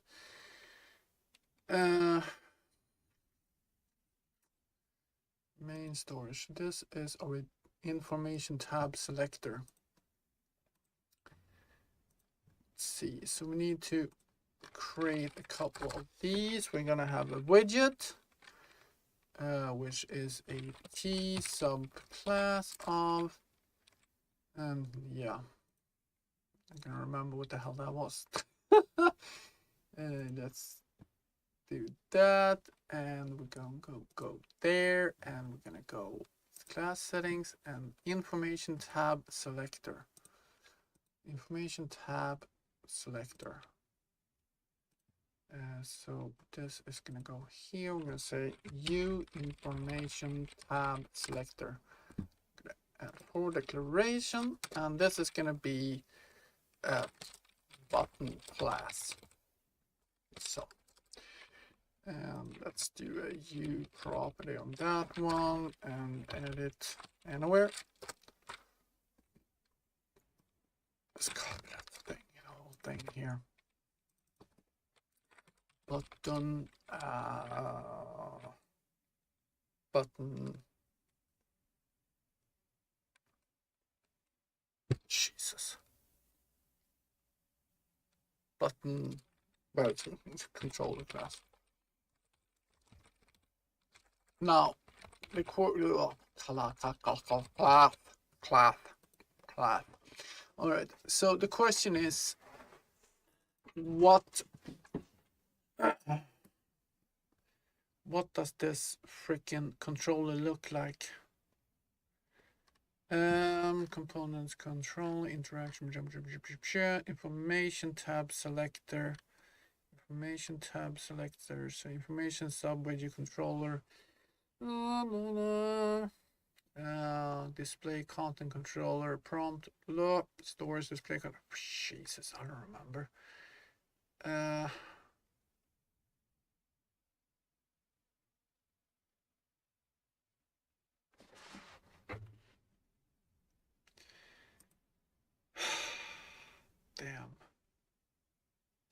I'm so bad.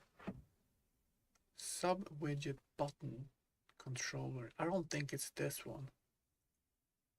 I just don't think it is this one.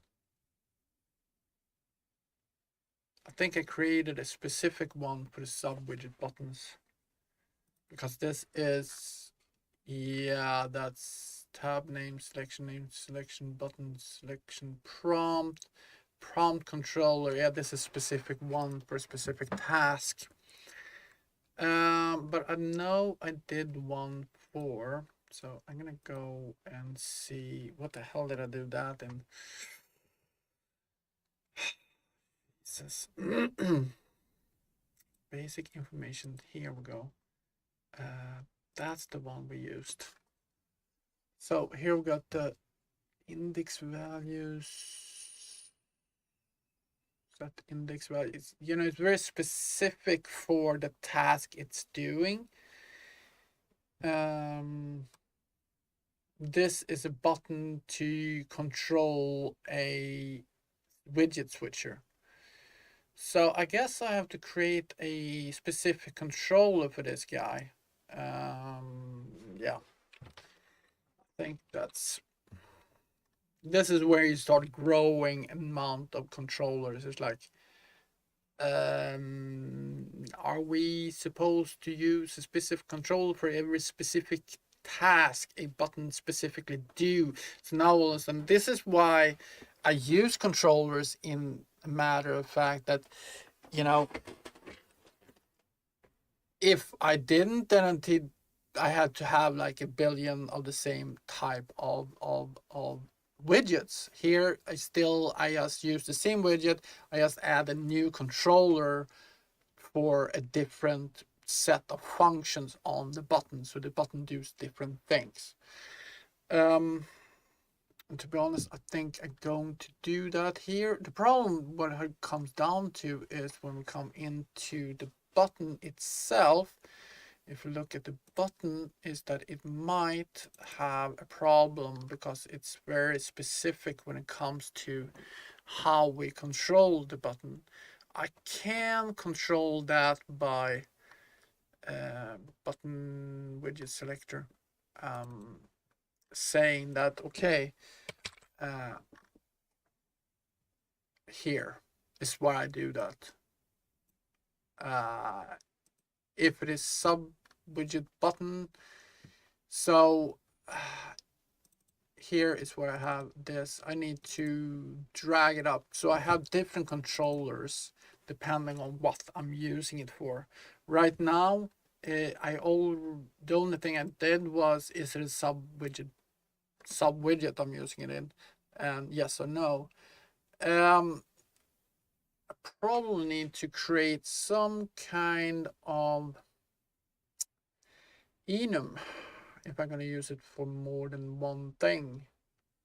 Instead of just saying is sub widget, we're going to pass in a enum or something like that, or an if else could work. It's probably easier. And then create a setting. It's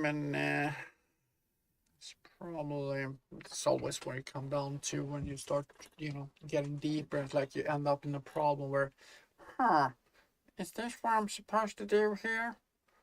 I don't know. And then you sit for 20 minutes and you just look at it and you go like, oh shit, all the work I have to do to get this to work. And then you realize that, yeah, but in the end, it's going to be much easier to just do it right from the start, because later on it will be much easier. So yeah, so I'm thinking that I need to create something, a little enum.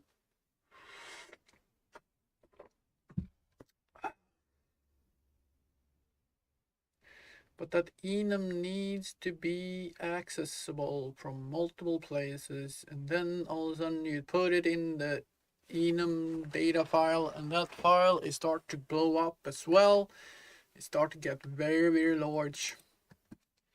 This is this file, and yeah, this is just enums and structs. Some of these enums is very, very small. They haven't really gotten anywhere because I'm very, very early in my progress. So I want an enum that is only accessible here. And if it's only accessible here, how can I get it into my... I could create a specific class file just to add an enum. Sounds stupid. No, I'll do this.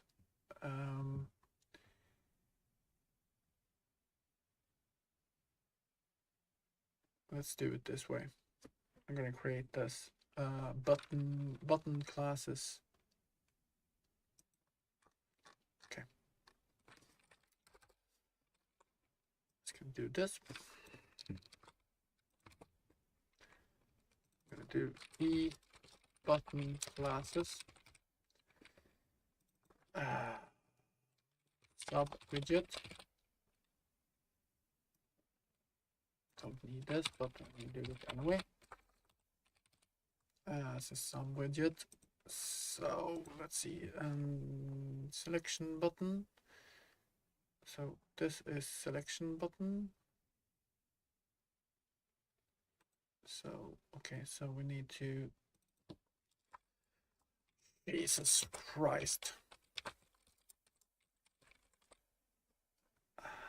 Let's call it a selection button for now. I can change this name. I don't know. This is probably fucking stupid. I don't know. This is the shit I don't, I'm very uncomfortable with because I really don't know what is the correct way of handling this. So this is vehicle storage. Yeah. Vehicle storage. No, yeah.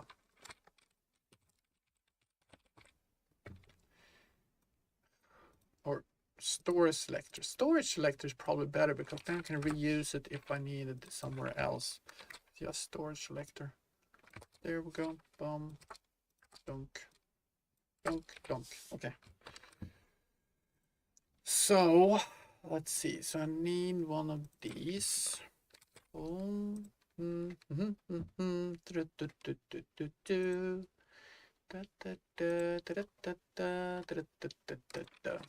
Okay.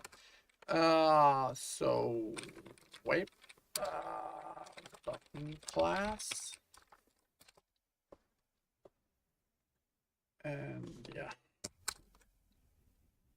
No. Don't even include that. I haven't used it before. All right. Okay. Include data. Oh, come on. Data. And item data. Probably sort that out and try to get that in the smaller classes. I don't know. Should I use property here? Don't that fuck everything up? No. Okay, so now we can do a switch statement here. Oh, we need to do a setter as well. Set button class. And we're going to do that there. And this will be a void. Don't.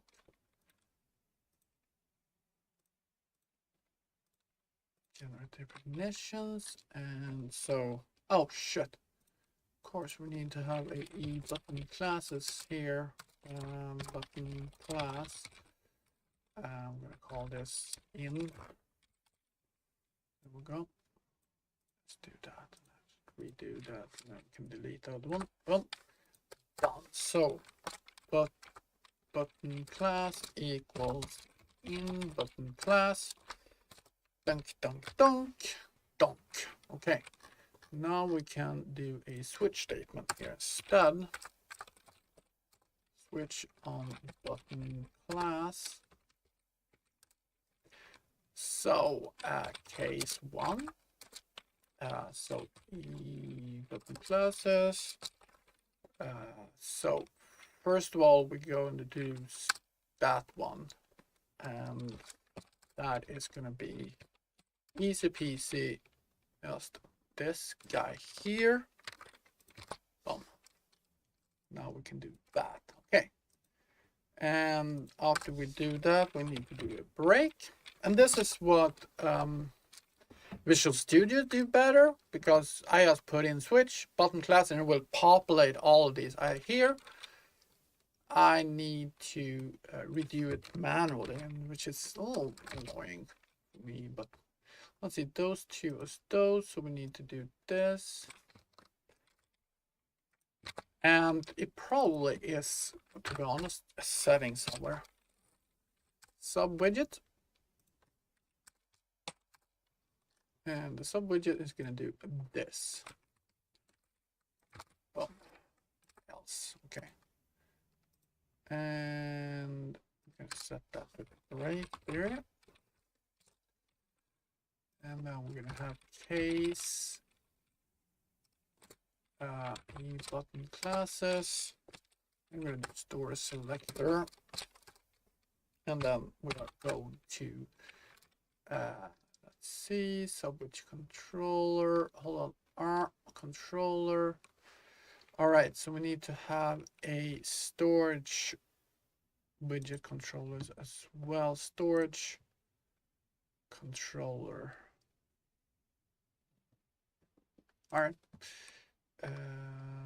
Sub-widgets, we can delete that because that will, when we deleting this whole thing about setting sub-widgets, then we are that one. When we delete that, we're going to get all the errors, so we can repopulate that with the correct data. However, what did I want them to do? Oh yeah. Once we get the class here on controller, what the fuck? That's a controller. Here's the controller. There's a sub-widget. That's a sub-widget controller. We can move that down there as well.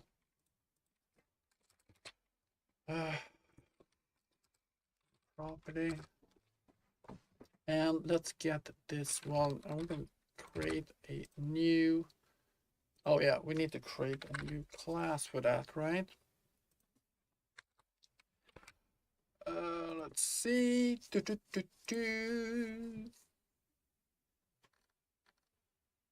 Secret classes, public UI, widget controllers. Oh my god. No. Jesus. Okay. Widget controllers, create a new, and we are going to go into our pinning menu, vehicle info, select folder, and so this will be a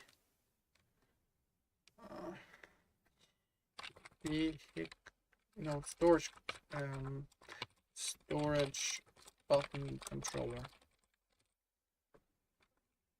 storage selector controller. There we go, creating that.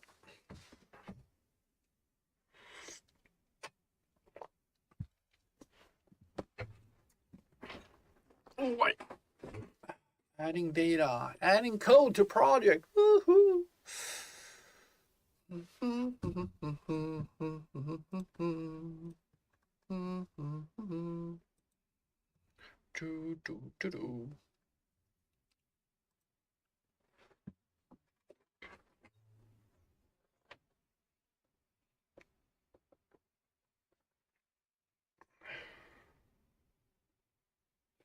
Okay, cool. No. Yes, I know. That's okay. All right. So that means I can actually bring this in. I'm gonna say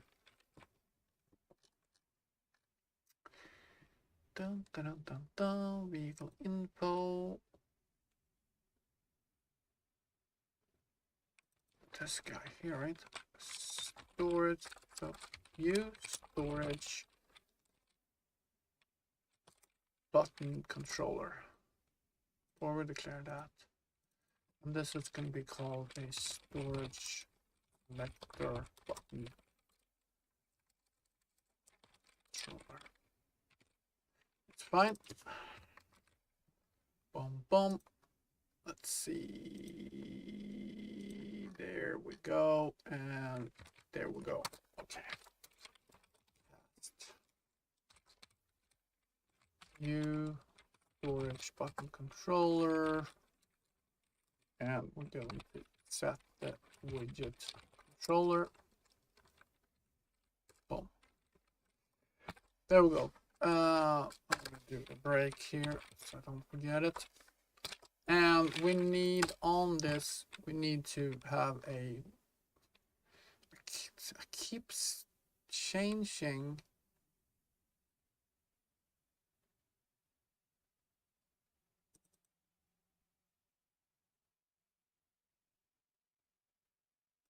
Okay. Yeah, I do. I don't know what the hell I'm doing here. I'm not setting anything. That's okay. Oh, let's set the button name. So yeah. So here I'm doing a little bit more. You see the difference here is that I've been moving. This is the one I created first, and then I moved this type of things. I want to trigger the controller, so I'm going to create a function called trigger controller. or initialize controller. Init controller is probably the name I start using more and more. So public void init controller.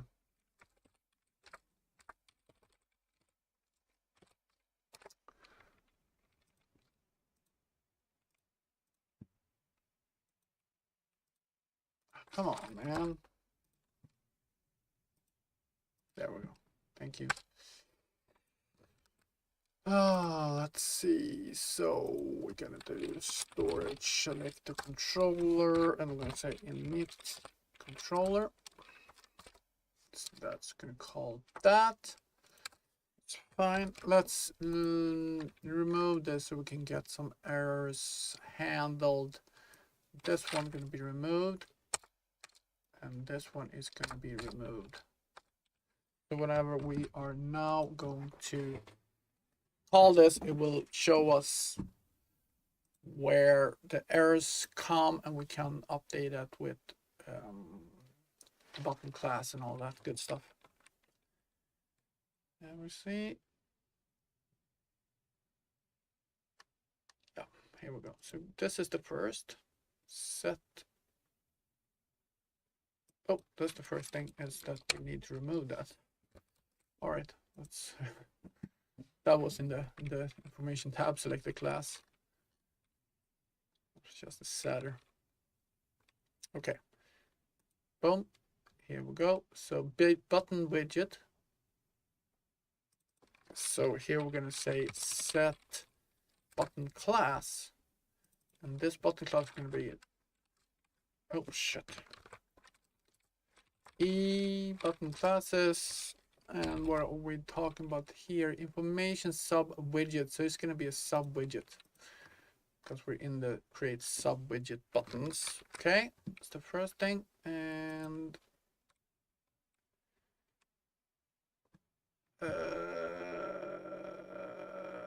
what the hell? Why did I? Okay.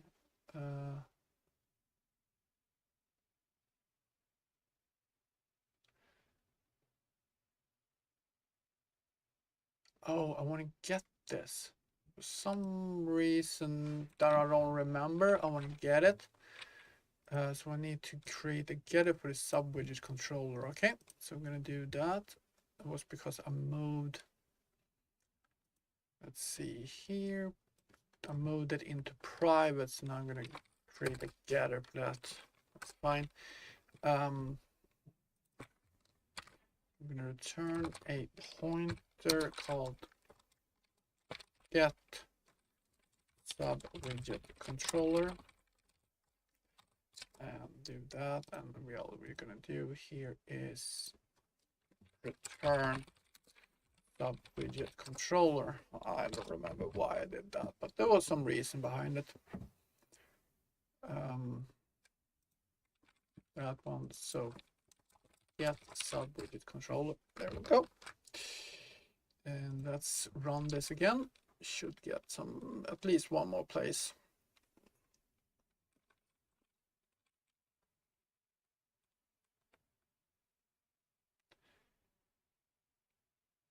Should get one more place. What the hell?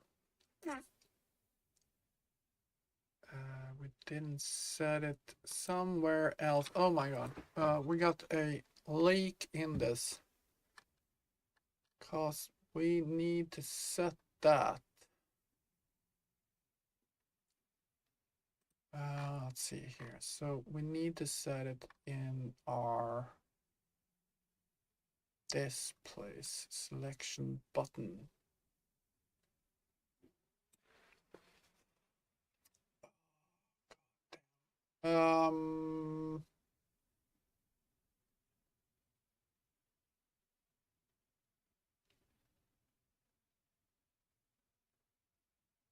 Where do we create it? Then like, okay, where the hell do we create it? Probably had like a false as a standard on that freaking bool, and therefore I didn't have to set it as a default value.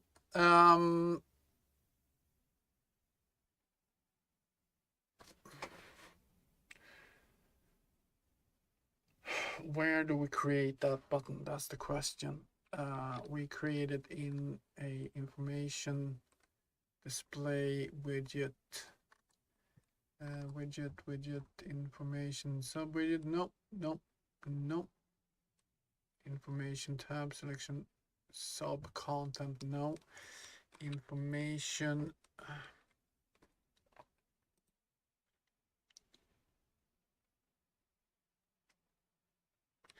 Base information widget. I think it's here. Let's see, create.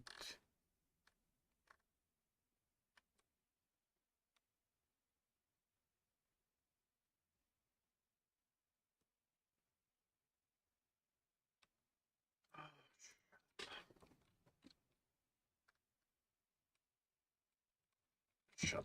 Oh, my brain. My brain. Oh, my brain. I probably need to go eat some.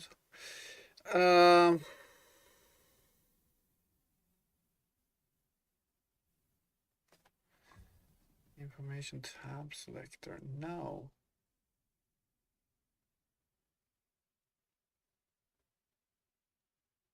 Attributes row.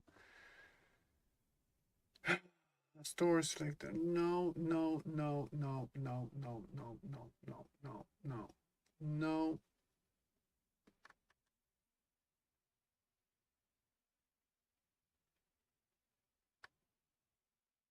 Because if I do it now, we're going to crash. I have one more place. I need to pass that information. So we'll force a crash and see if I can find something in there.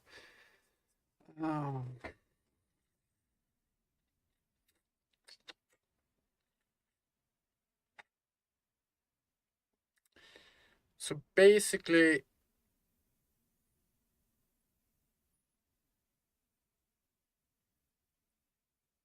yeah, we'll see. We'll see where we end up. Okay, it's done. There we go. Okay, let's see here. Oh, compiler is for the tab selector. Hold on.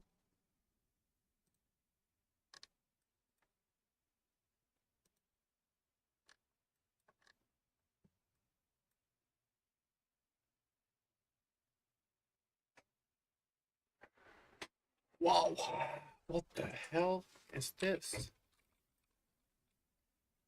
Widget controller.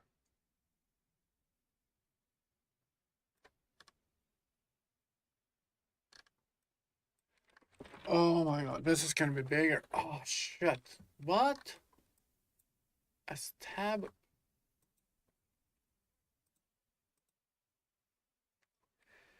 Information controller is not blueprint writable.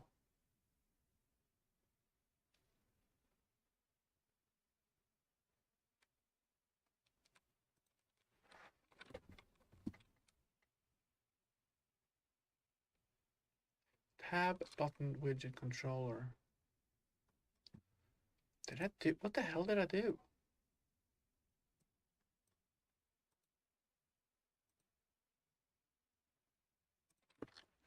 Was that when I moved this into fucking no? All right, I need a break. I need to take a few minutes. I've been going on for 4 hours and now I have no clue. All right, so that will be it for today. I'm sorry ending up where, but right now I can't even fucking think. I need a break. I need food. I need, stuff like that. But I'll be back tomorrow. I really appreciate everybody that's been here, everybody that's been subscribing today. I really appreciate it, and I thank you so much for being here. And well, that's it. I got some work to do tonight. Try to figure this out. Yeah. All right. Thanks so much to be here, Unknown. Really appreciate you. And yeah, if you have any questions, anything, you got that. comment box below, and exclamation mark Discord if you want to join in the fun. All right, guys, take care, and I'll see you next time. Take care. Bye bye.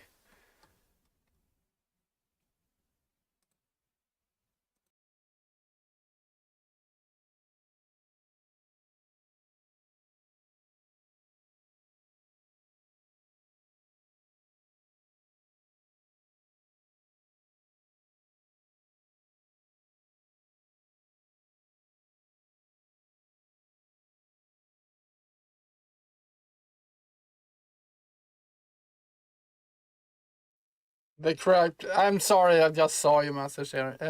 Hi, you just right, and goodbye. I'll be back tomorrow, and so yeah, just hit that subscribe if you haven't, and I'll be back tomorrow, and I'll see you then. Take care. Bye.